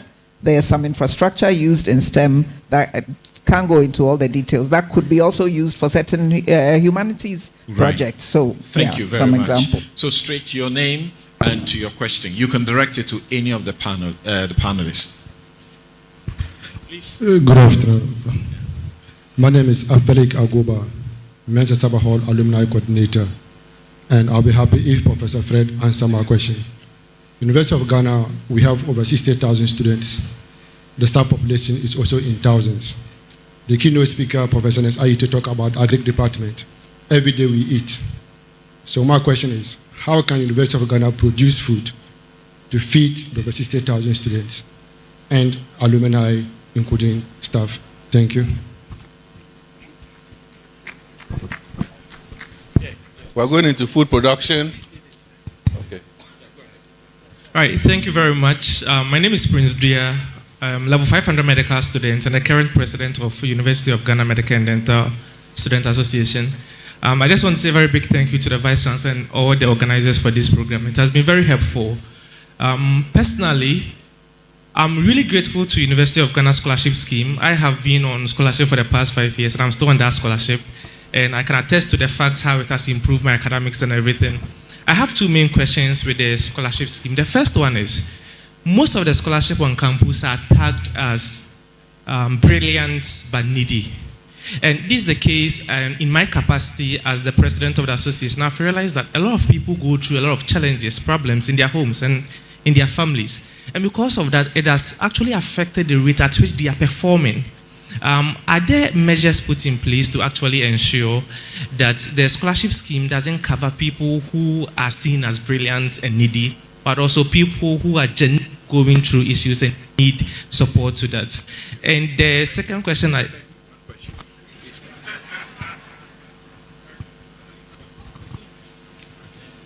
Okay, thank you. My name is Kasim Jima.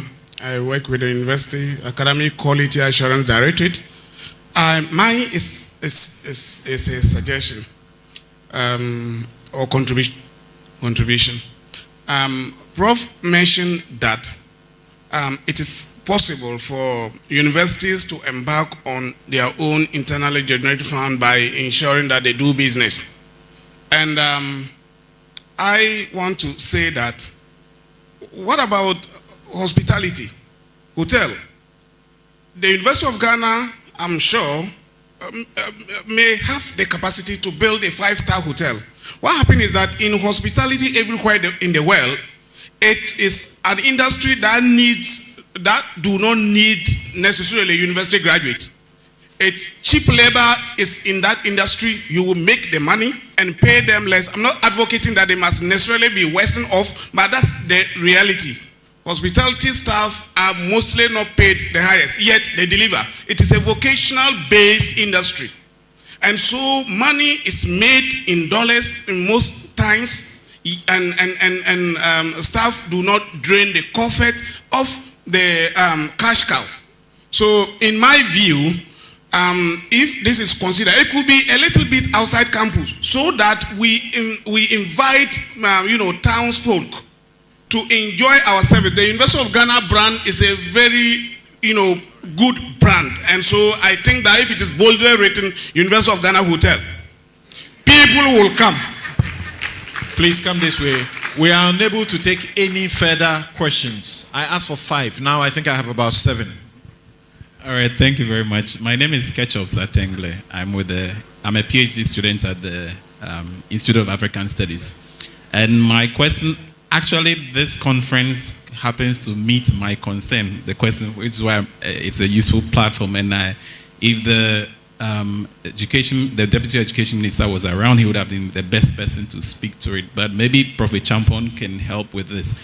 That I saw an MOU that was signed between Ghana and the UK for Cambridge University to help Ghana with curriculum assessments and some of those things. And I was wondering, is it the case that we don't have these competencies locally? I listen to brilliant ideas coming from the panel here. Is it always about going to sign agreements and contracts that will just bring us the money? Much of these monies come in and then they fly back because they have to be paid for these services. If we develop and use these competencies locally, the funds remain, these people will also be paid. The funds remain here, and the economics of that is to our advantage. But it's like we have that penchant for always going out with these opportunities, and it ends up draining us. Thank you. Thank you very much. All right, thank you very much. My name is Kwame Safo, and I'm an undergraduate student from the College of Basic and Applied Sciences.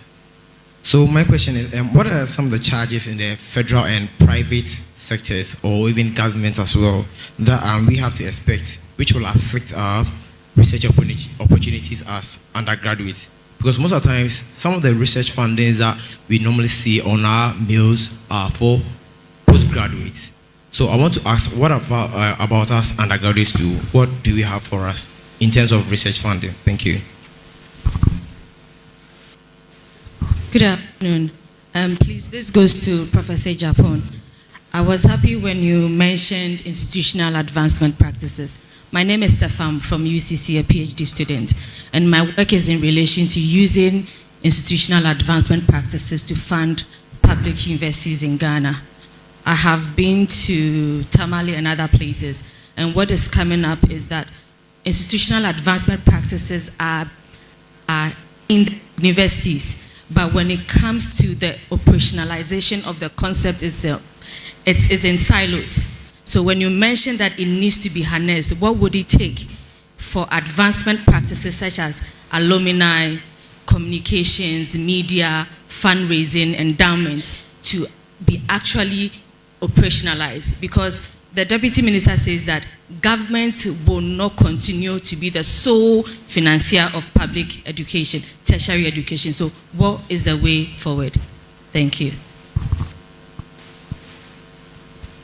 Thank you very much. Please, my question goes to any of the panelists. So looking at some of the emails we receive in our graduate emails, most of the funding goes to like STEM courses. However, I think attention has shifted from the non-STEM courses. I'm Miriam, a linguistics student, an MPhil student. So I feel a lot of attention has moved to the STEM and left to the non-STEM. When you take linguistics, for instance, we are in a world where day in, day out, the world is changing. Look at AI. If we invest in this non-STEM, like linguistics, for instance, it will be the best, because the whole Ghana, we don't have any institution offering computational linguistics. So if someone wants to offer computational linguistics, the person has to go outside the country. And we've made it look like STEM is not worthy of funding. So when you apply, Get One doesn't even give you scholarship for linguistics outside. They will tell you to apply it in Ghana, because linguistics is not worth like going outside the country to do it. So I think most of how we bridge the gap between the non-STEM and the STEM. Thank you. Thank you very much. So we would have to manage the time so that each panelist will take a question. Maybe who would like to take the first question about UG producing food to feed its population? Okay, Prof, you want to do that? I will take it. When I heard that question, I said, you know, for an engineer, I can't say it's not possible. For an engineer, everything is possible. And 60,000 people are not that many anyway. when I was growing up in the 70s around this campus, you could go to Legon Hall and eat for free. There was so much food on this campus, I tell you. And then we had university farms, animal husbandries. I really don't know what happened to all those places along the motorway. But think about new technologies that are rising in aquaponics. If it is a deliberate university long-term strategy to feed its own students, it's possible. 60,000 are not that many. All right. Thank you. Rosa, the measures to ensure scholarship schemes are not discriminatory, you may want to take that. Because they are always to the brilliant but needy. In STEM, in my view, once a student gets into a university, whether we want to say brilliant, whatever, the student has qualified to be in the space. I would privilege need above levels of brilliance. You can bring in some other factors, but once you're in, everybody should be funded according to their needs so they can complete their program. I think I spoke to the STEM issue earlier, but I want to say something about the Ghana-Cambridge issue, and it speaks very much to the ways in which money has caused us to follow other people's agendas. And so it's like, well, if I can get some money from this project, I'll be able to take a little bit and add it to support something else that the university is doing. We need to set our own research priorities, and I think that there was a project at the University of Bristol.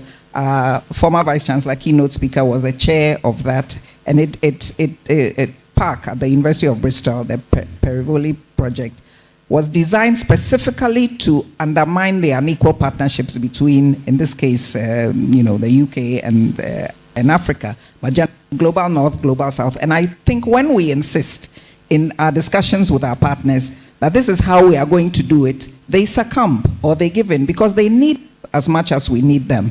So some of these priorities, if we are serious, if we don't look down on ourselves, if we, to quote Bob Marley and Ngugi wa Thiong'o and others, if we see ourselves as worthy, when we get to the table for negotiations, we say, no, we're not doing it this way. Our priority is not how to help us with curriculum. We can do that. We've got people at UCC. Okay. Our priority is this, and this is how we're going to do it. Professor Japong, I think the question really was about commercial investments. The university should get into commerce, including, say, hospitality, the hospitality industry. Yeah, I recall when I was Pro-Vice Chancellor under Professor Ite, there was a proposal to turn the guest house into a 4-star hotel. All the drawings, everything came to senior management. It was approved, but all the processes of, if Holiday Inn wants to come and build on University of Ghana campus, why should it be encumbered by the laws of the University Council or the rules of the University Council? Well, it's one of those things. Yeah, but this is not something that Ghanaian universities are not doing, because you find there's engineering guest house, for example, at KNUST. Today, right, there are at least 2 facilities that are, well, I've seen 2 that are top notch. I mean, you wouldn't mind staying instead of going to stay in another hotel. That's right. And they are managed through some partnerships, and they have competitive prices. Yes, yeah, and it's working. So maybe this is something that Legon can go to K University to find out what it is that they are doing right. Right. Yeah. About institutional advancement, the question that was specifically directed, I think you said the right things. Putting together the right groups of people, alumni office, what do you call it, public affairs, and resource mobilization, and creating the right environment for them to work together to advance the cause of the university. There are places where people do this on a commission basis.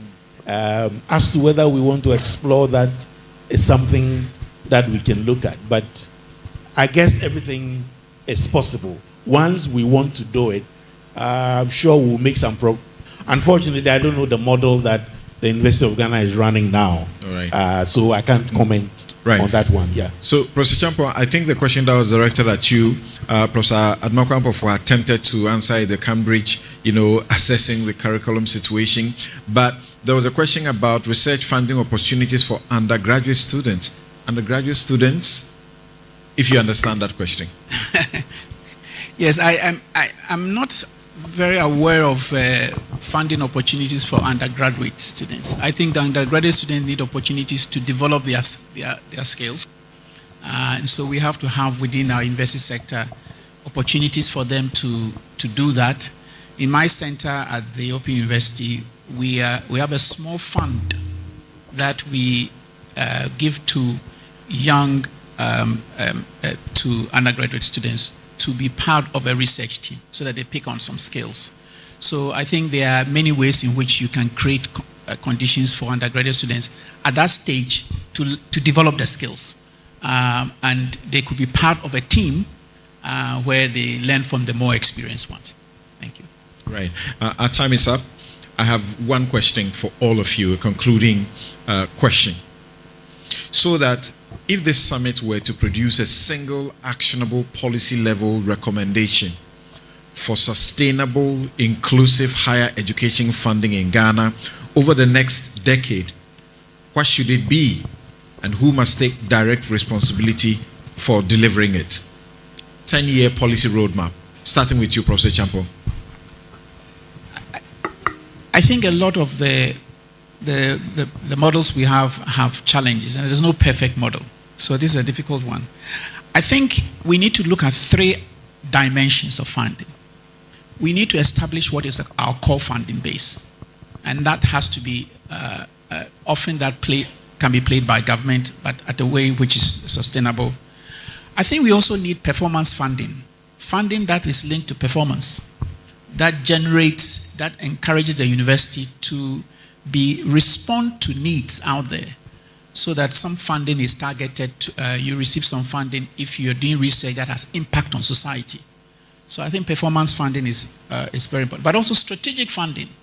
We have to have a way in which we can target our funding base towards competitive funds for national priorities.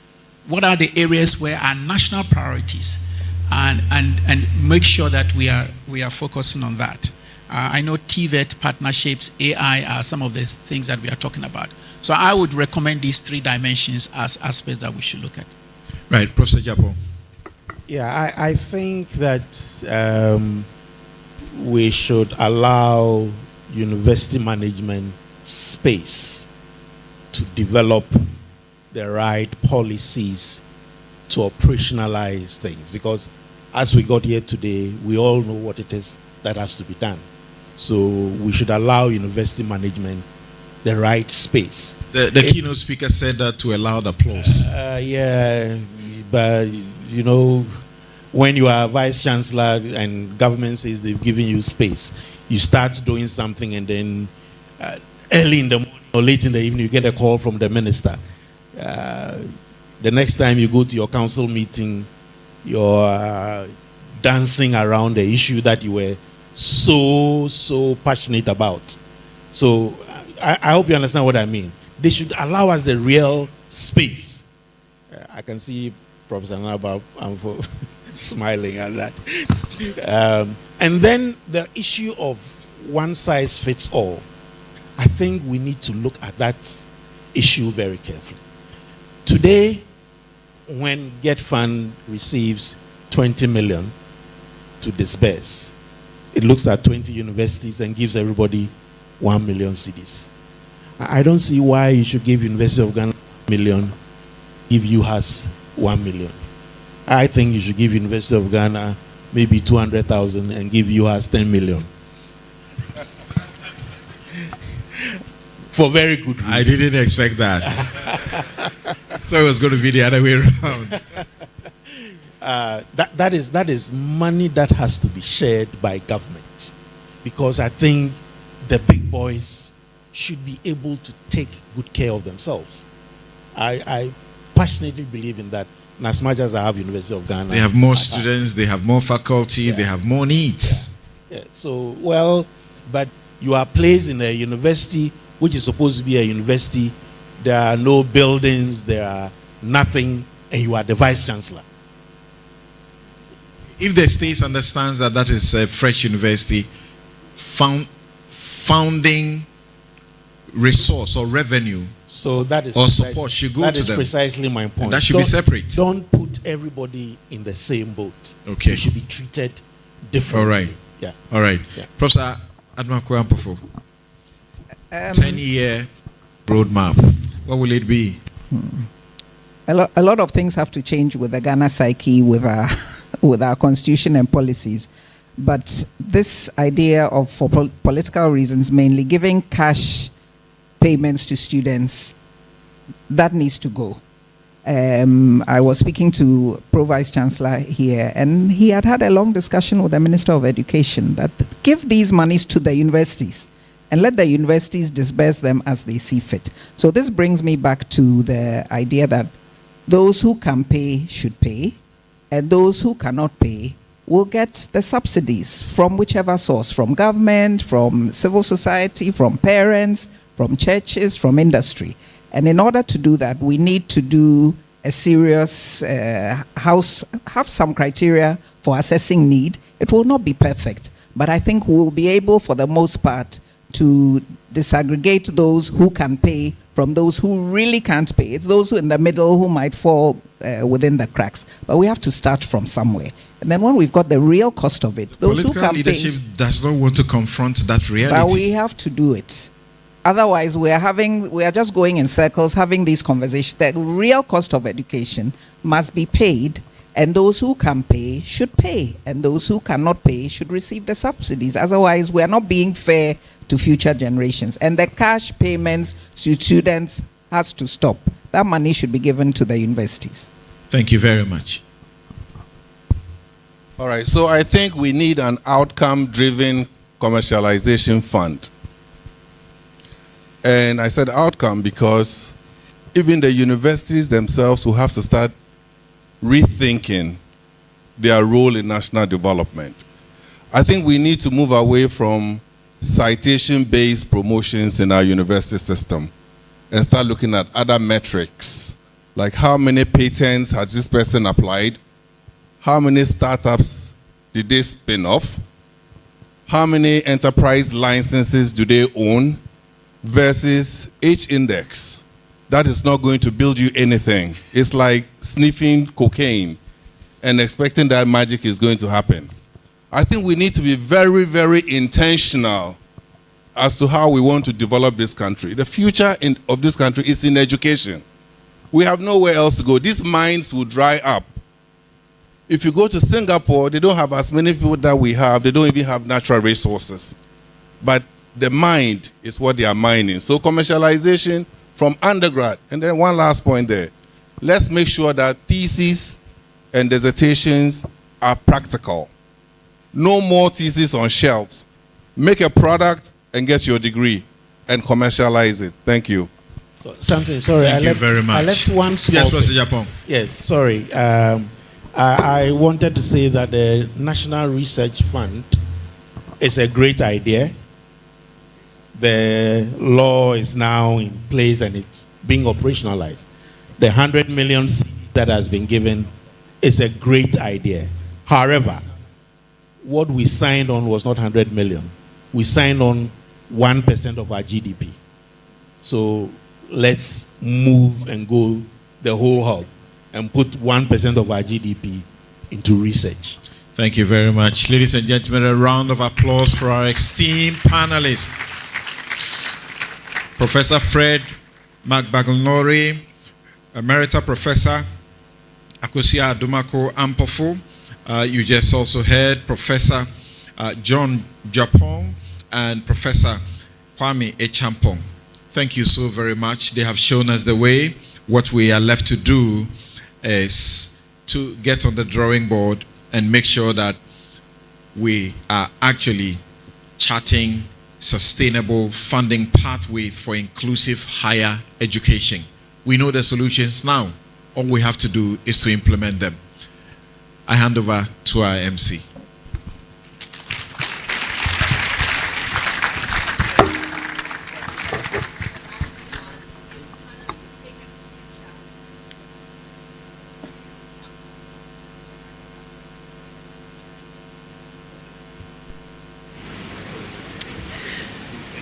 Yes, please. Please, let's applaud them.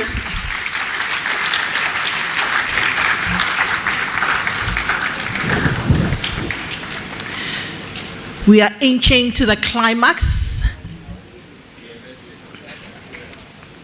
And so we would have the chair of the summit join in.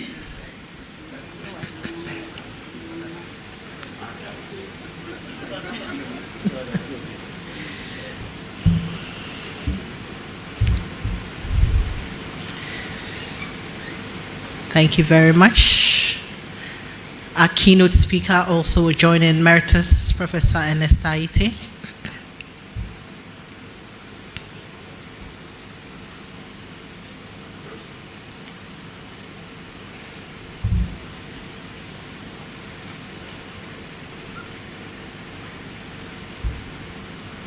Thank you very much. Please let's applaud them while they resume their seats.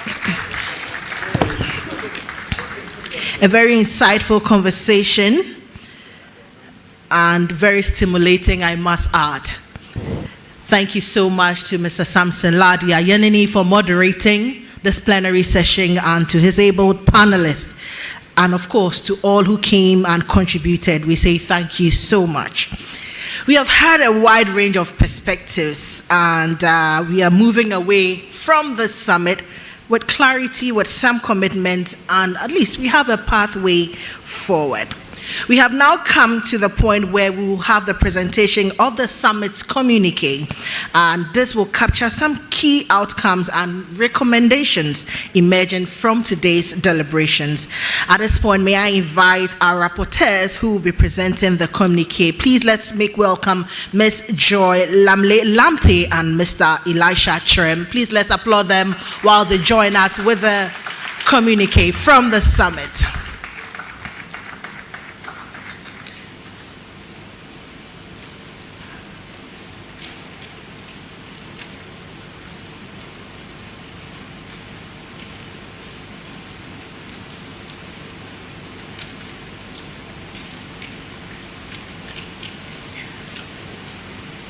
Good afternoon, everyone.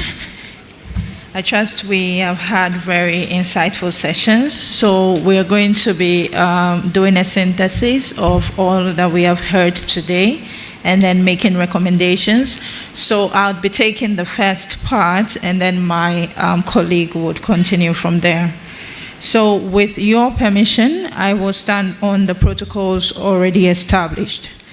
Ladies and gentlemen, allow me to briefly highlight the key messages and emerging themes from the opening sessions of today's summit. So if there is one message that captures the discussion so far, it is this: the ambitions we have for higher education are increasingly outgrowing the financing model that supports them. We expect our universities to expand access, improve quality, undertake world-class research, embrace technology, and drive innovation. Yet, they are doing so against rising costs and constrained public resources. Government, therefore, remains essential, but cannot carry the responsibility alone. And this matters because financing higher education is ultimately about financing national development. Universities build our human capital, they generate knowledge, they drive innovation, and ultimately, they strengthen our national competitiveness. So this is not simply a conversation about university budgets, it is a conversation about the future capacity of Ghana to develop. A strong message from the discussions has therefore been the need to move from funding dependence to a diversified financing ecosystem. Public funding remains the foundation, but it must increasingly sit alongside industry partnerships, research funding, philanthropy and alumni giving, institutional revenue and appropriate student financing mechanisms. The objective is not to replace government. It is to build resilience by ensuring that universities are not dependent on any single source of financing. But the conversation went further. The challenge is not simply to mobilize more money. Universities must become better at creating value. That means moving from donations towards strategic partnerships, converting institutional expertise into consultancy, converting into consultancy, executive education, and commercial opportunities, and creating sufficient flexibility for institutions to pursue opportunities consistent with their strengths. This points towards more entrepreneurial institutions accompanied by stronger accountability. That brings us to perhaps one of the strongest areas of consensus. No single stakeholder can finance the university of the future. Government must continue enabling and investing. Universities must innovate. Industry must become a genuine partner. Alumni and philanthropy must be cultivated more systematically. Development partners can catalyze investment, and students can contribute appropriately within a system that recognizes differences in ability to pay. Higher education financing therefore becomes a shared national responsibility. However, the discussions were equally clear that diversification cannot become an end in itself. There are important guardrails. 1, access must be protected. Quality must be maintained. Institutions need sufficient autonomy to innovate, and greater financial flexibility must be accompanied by accountability. Most importantly, no academically capable students should be excluded simply because of financial circumstances. Financial sustainability and inclusion therefore have to be pursued together, not as competing objectives. Taken together, the opening discussions point towards an emerging framework for a more sustainable higher education system. This framework is built on diversified financing, shared responsibility, institutional innovation, strategic partnerships, enabling policy, strong governance and accountability, equitable access, and more importantly, the institutional capacity to execute. Because ultimately, sustainable financing is not a single funding source, it is a system. And that leaves us with 3 fundamental questions that have run through the discussions. Who should fund higher education? How should the responsibility be shared? And where will financing come from? The emerging answer is that there would be no single source and no single stakeholder. The answer lies in building an ecosystem capable of bringing these different actors and financing mechanisms together. These, ladies and gentlemen, are the principal messages emerging from the sessions that I have covered. I will now hand over to my fellow rapporteur, Elisha, who will take us through the key messages from the subsequent sections. Thank you.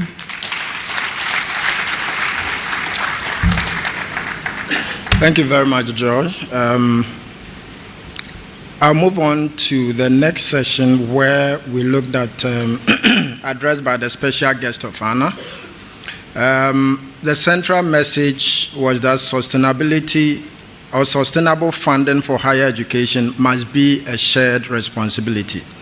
And in fact, government reaffirmed that higher education is a strategic national investment. And he acknowledged that while public funding remains essential, Government alone cannot meet the growing financial needs of our universities. So accordingly, the Deputy Minister emphasized that universities must diversify their revenue sources through research, commercialization, consultancy, executive education, and other entrepreneurial activities. At the same time, industry, alumni, philanthropists, and development partners must become stronger financing partners.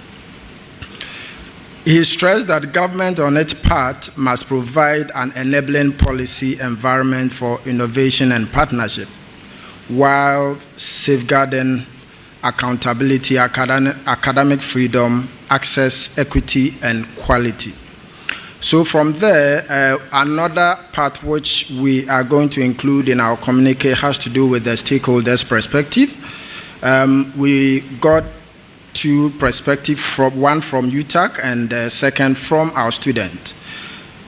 For our UTAC friends, they emphasize that higher education must be treated as a strategic national investment, with funding reflecting the actual cost of providing quality university education. While universities require realistic and sustainable financing, the UTAC president emphasized that this must be balanced with deliberate support for disadvantaged students through scholarships, bursaries, fee waivers, and other targeted interventions. She also emphasized that government funding must therefore remain important, complemented by stronger industry partnerships and research funding. From our student, one of the things we take home as far as this summit is concerned is that affordability goes beyond tuition. It includes accommodation, food, transportation, learning materials, and even internet access. Sustainable financing must therefore address these wider costs while also supporting internships, apprenticeships, entrepreneurship, and other opportunities that improve graduate employability. Finally, our students are therefore proposing a system where government, university, student, industry, alumni, and development partners are brought together around a shared agenda for sustainable and inclusive higher education. So from there, we also picked some very useful and insightful information from our panel discussion. The deliberation basically centered on two broad areas. One has to do with the principles that should underpin sustainable higher education financing, and then the second has to do with the practical pathways for diversifying university funding. On the principles, the panel emphasized first that financing decisions must be informed by the actual cost of providing quality higher education. Second, equity should be achieved through targeted support. Those who can afford to contribute should do so appropriately, while students who genuinely cannot afford the cost should be protected through transparent and independently assessed support. Third, universities require greater institutional and financial flexibility to pursue innovative financing and partnerships while maintaining accountability and transparency. The panel discussion further stressed that financial sustainability is not only about generating additional revenue. Universities must therefore improve efficiency, control costs, strengthen governance, and make better use of existing resources. Importantly, diversification must remain inclusive. Funding reforms should protect disadvantaged students and ensure that strategically important but less commercial disciplines are not marginalized. Now, I will move on to the practical pathways for diversifying university funding. So basically, the panel discussed ways in which we can turn these discussions into practical pathways. The panel proposed several concrete measures. One is that universities should build dedicated capacity for research development, grant writing, and grant management to compete more effectively for global research funding.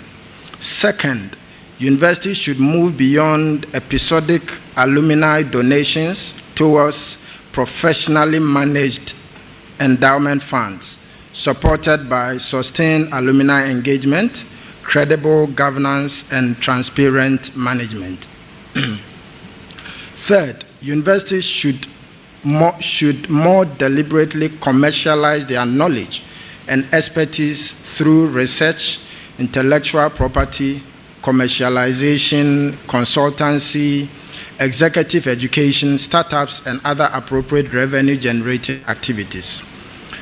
Fourth, university industry partnerships should be deepened, particularly in research, innovation, infrastructure, skills development, and commercialization. A fifth one is that universities should explore opportunities to share expensive laboratories, digital platforms, and specialized revenue infrastructure rather than unnecessarily duplicating major investment. And finally, the panel stressed that universities should strengthen alumni and philanthropic financing through sustained engagement, clear institutional priorities, accountability, and appropriate donor recognition.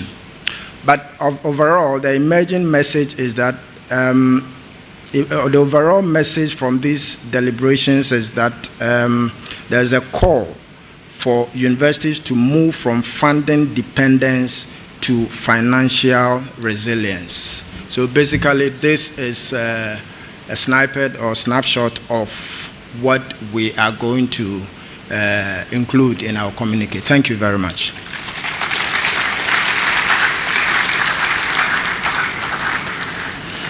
Very big thank you to our rapporteurs who have been listening keenly to be able to put together this communique.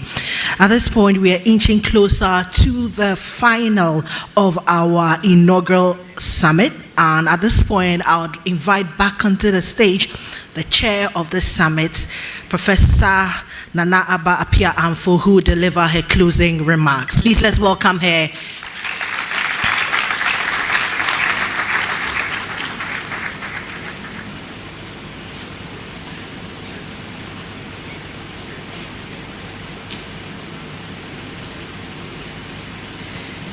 Thank you very much, Pamela. And ladies and gentlemen, we've had a long day. We've had very engaging discussions. A lot have been said, and we have just heard parts of the communique that we will release. So my job has been done. I don't know why I'm still standing here. I will not bore you by going over everything that has been said this afternoon. As Prof. Japon said, we actually know what we need to be doing. The central message was that we need to diversify the sources of funding for higher education. That has run through everything that we've heard, everyone who has spoken today. All that we needed to do has been said. For me, it is about the next steps. What do we do now? With all that we have heard that we even already knew, what do we do next? Yes, we will issue a communique, but beyond that, we're going to sit and distill these. What should the university do, or what should universities do? We're going to look at that and what we need to do internally to improve the things we are already doing with regards to financing sources and also spending, we will do that within the constraints that we have. For me, one key thing is about the regulatory and legal frameworks, because we can talk all we can. If we don't tackle these regulatory bottlenecks, we will not be able to make progress. And so we will distill that part too and take the conversations where they matter. The Minister for Education can expect to hear from us. Parliament should expect to hear from us. Of course, we will have to go to Parliament through our ministry, and we will definitely make the case. Another key thing for me too that was mentioned today has to do with the classification of universities. It's about time that we classified the universities that we have in this country. We've heard that we cannot continue using the model of one size fits all. These conversations have started, but I think it's important that we document these, put things on paper, and take the conversations to the appropriate ministry, the agencies, of course, JTech included. So we see these through, because if nothing changes, we will come back here 5 years from now, 10 years from now, 15 years from now, and be having these same conversations. I have some 3 years left as Vice Chancellor. I'm committing for us to lead this charge.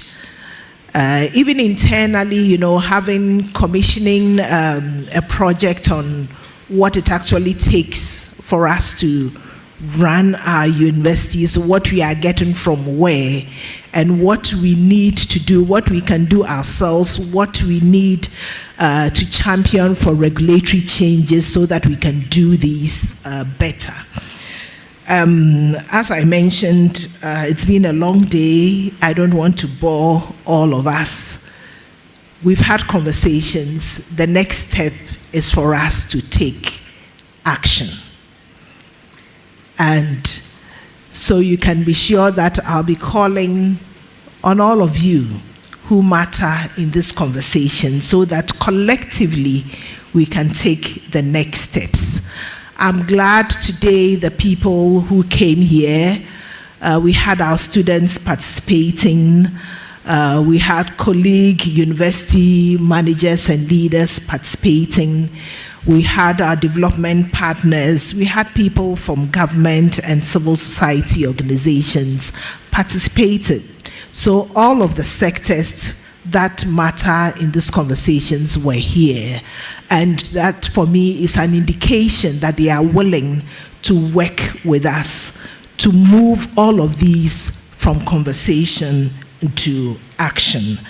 I would like to thank you all, our keynote speaker, our panelists, our moderator, the planning committee. I know the chair of the planning committee is going to come up after me to do some acknowledgements, but let me acknowledge the planning committee that was chaired by Professor Clement Appa and co-chaired by Professor Abakan Kroma, the Director of Institutional Advancement, with your powerful team. I did note that your team was dominated by women, and so I'm not surprised about the delivery here.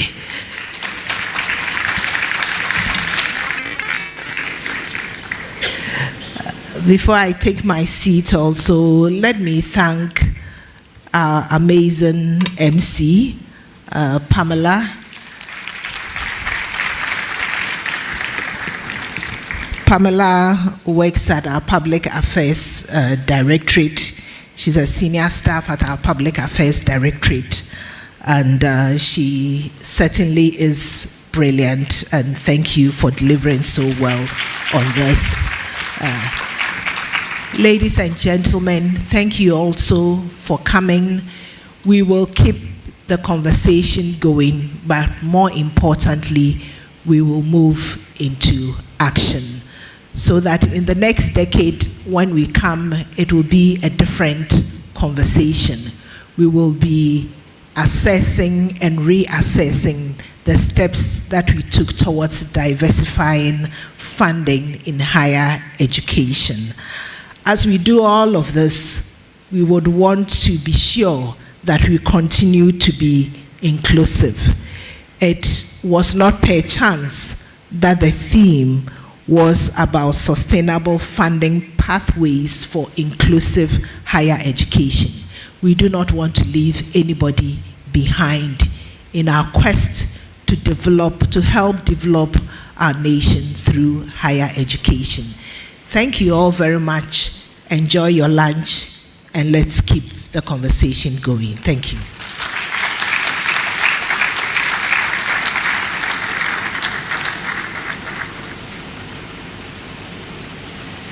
Thank you very much. Please, a round of applause for our Prof. Chair, Professor Nanaba Appiah-Amfo, for those closing remarks.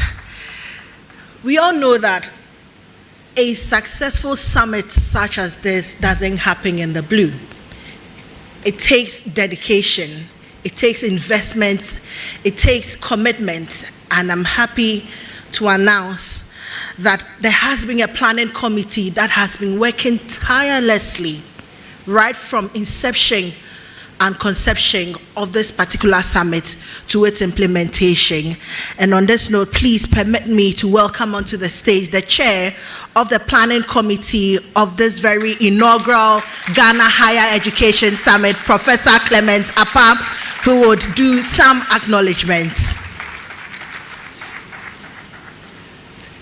Thank you very much, Pamela. I think you should put your hands together for yourselves. Everybody is done well. Indeed, we've got people sitting everywhere. We're thinking that we just filled this place when we started planning, but as you can tell, we filled even the flanks. So thank you to everybody who made this possible. I'm here to say thank you. My father once said that somebody was invited to give a vote of thanks, and the person didn't know what to say, so he just said, Mr. Chairman, vote of thanks, you know. Yes, it's been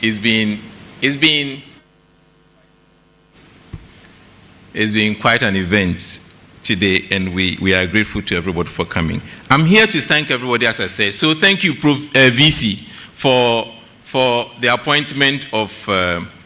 Abakam Nkrumah. And Prof. Abakam Nkrumah, thank you for accepting the appointment and for the vision to establish this one. So thank you. Because it was his idea, we only implemented what he dreamt. I also want to thank our keynote speaker, Prof. Ite. I'm sure a lot of people showed up here because they saw the name Ernesta Ite there. So, Prof, thank you for bringing the people here. Our panelists, big professors, you made this, we made it. People just wanted to come and see who they were. Somebody was asking me whether Prof. Fred Bagbonlori is a Ghanaian. I said, you come, you see. Yeah, he's a Ghanaian. So thank you, panelists, Prof. Bagbonlori, Prof. Japon, Prof. Champon, and Prof. Akwesi Adumakwampo for Prof. A. And our moderator, Samson Ladi Ayenini, and he's here with a wife, Evelyn. Thank you.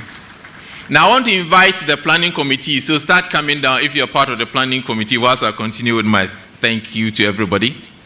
We want to thank the public affairs for the publicity that they did for this event. There's a list of participating institutions. I'm going to attempt to mention a few. The list is quite diverse.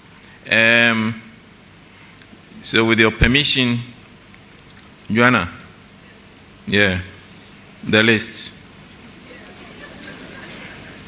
That reminds me of that advert, Sarah, my socks.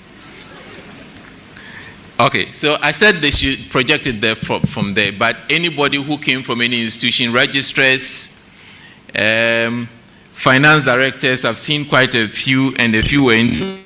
So the academic institutions that registered and are participating: Accra Technical University, Central University, GIMPA, UPSA, Institute of Film and Television, University of, that is Unimark, all the institute, Unimark IL, Unimark IJ, and Unimark, the other one, the third one.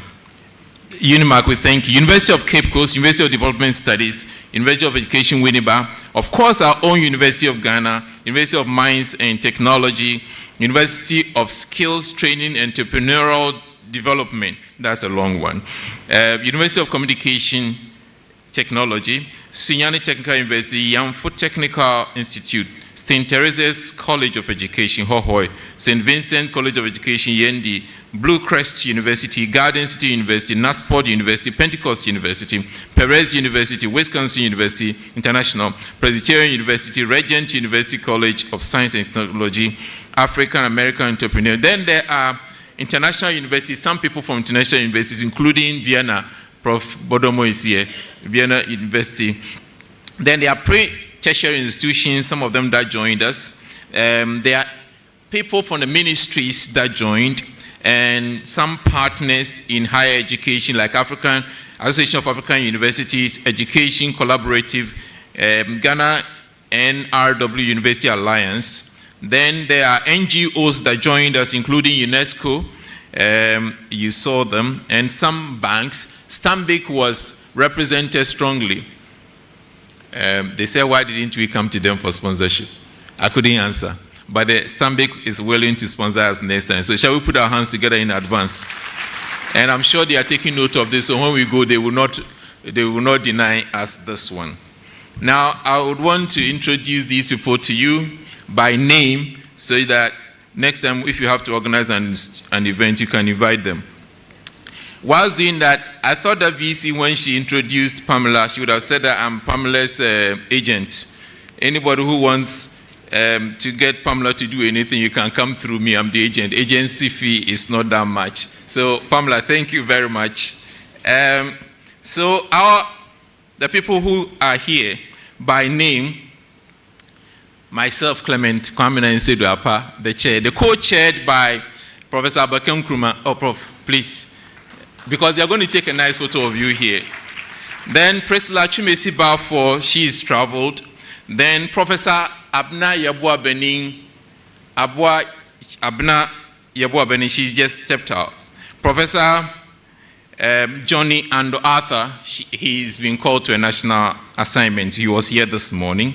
Dr. Rachel Thompson of the Language Center. So raise your hand there, let them see you. Nice. Dr. Faiza Umar, she's with me at Accra City Campus. Dr. Aaron Kwesi Amano, City Campus. Dr. Petronella Muneno, she's somewhere fixing the lunch for us. She's also from City Campus. Dr. Eric Ansong, yes, City Campus. It looks like I'm doing father side, mother side, right? Yeah, I'm principal of City Campus, so I decided to bring my people on to help us fix this. Yeah. Ms. Victoria Nim of the Public Affairs Directorate, UG. Mrs. Joanna Kolekwo Omabo of the Institutional Advancement Directorate and Office of the VC. Yes, we have Mr. Elisha Chirem of the, he is a secretary, co-secretary. Joanna is secretary, he is co-secretary, and he is of the College of Humanities. Then Ms. Akofa Amasewakotu, Institutional Advancement. Have I introduced everybody? All right, thank you. Now, I would want to acknowledge our sponsors. This wouldn't have been possible without them. And I start with our headline sponsor. And they have 2 reps. Are they still here? Yes. Bost Energies. Can we see the reps from Bost Energy? Oh, can we see you? Because you made it. Oh, there are 3 of you. You made it possible. Thank you very much. You made this possible. Department of Economics. You know, this place cost a lot to use, but they contributed this and everything that is here. So, Department of Economics, University of Ghana, shall we put our hands together for them? There is Saka Homes. They build homes, and they brought us money to build this summit. So, Saka Home, we acknowledge you. There is Delish. They produce food. They are located at the University of Ghana pool at the Sports Directorate. Very sumptuous food.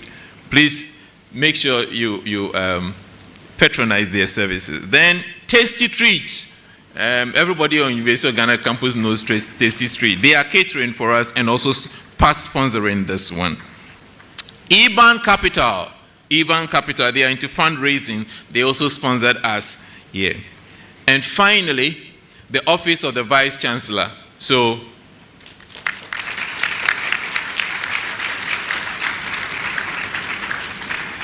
on that note, I'm going to request that you put your hands together again for yourself, for staying up until now. We look forward to many more such going forward. At the university, thought leadership is one of the things expected of us, and we will deliver this one. So thank you again for coming. Thank you, thank you, thank you. Oh, photographers, have you taken the photo? So I'm going to request that the dignitaries, the panelists, they take a photo with our people. Yeah. Yes, they will come down and then, or the dignitaries will be here and they will be up here. Okay. Yes, please. And then the sponsors as well. Please. Thank you very much. Shall we have our sponsors join in this memorable photo? Please, let's applaud them. Let's encourage them by applauding them. If we have representatives from all our sponsors, can we have them join us? Whilst I take a few announcements, we'll still stick with the protocol we use for our snack break. And so depending on the coupon you have, you would move to that particular room. So for our dignitaries, that's the minister, the vice chancellors, the pro VCs, the provosts, would move to the holding room. And to our deans, directors, and MDs and other university officials will be meeting in seminar rooms 2 and 3. And to our wonderful students and NSPs, I would be meeting at the foyer for our lunch. Distinguished ladies and gentlemen, please, once again, let's applaud the planning committee.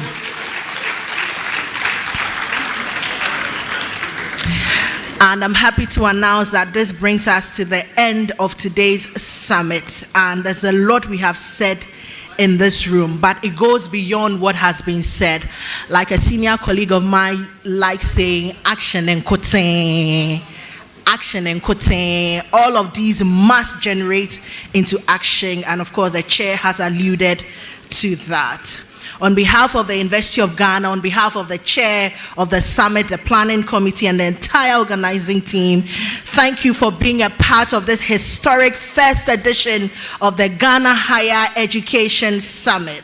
Please do well to take the opportunity to connect, and to those who are visiting the University of Ghana for the first time, please take the advantage to enjoy the scenic landscape we have here on campus. Don't go without taking pictures of the scenic that we have.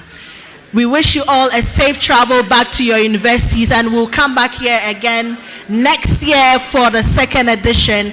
My name is Pamela Kosa. I hope I earned the pleasure of your time. Have a good afternoon and enjoy your lunch. Thank you very much, and bon appetit.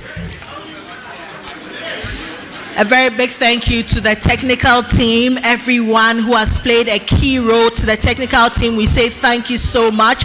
To the media, to our keynote speaker, to all our panelists, our moderator, everyone, we say thank you and God bless you.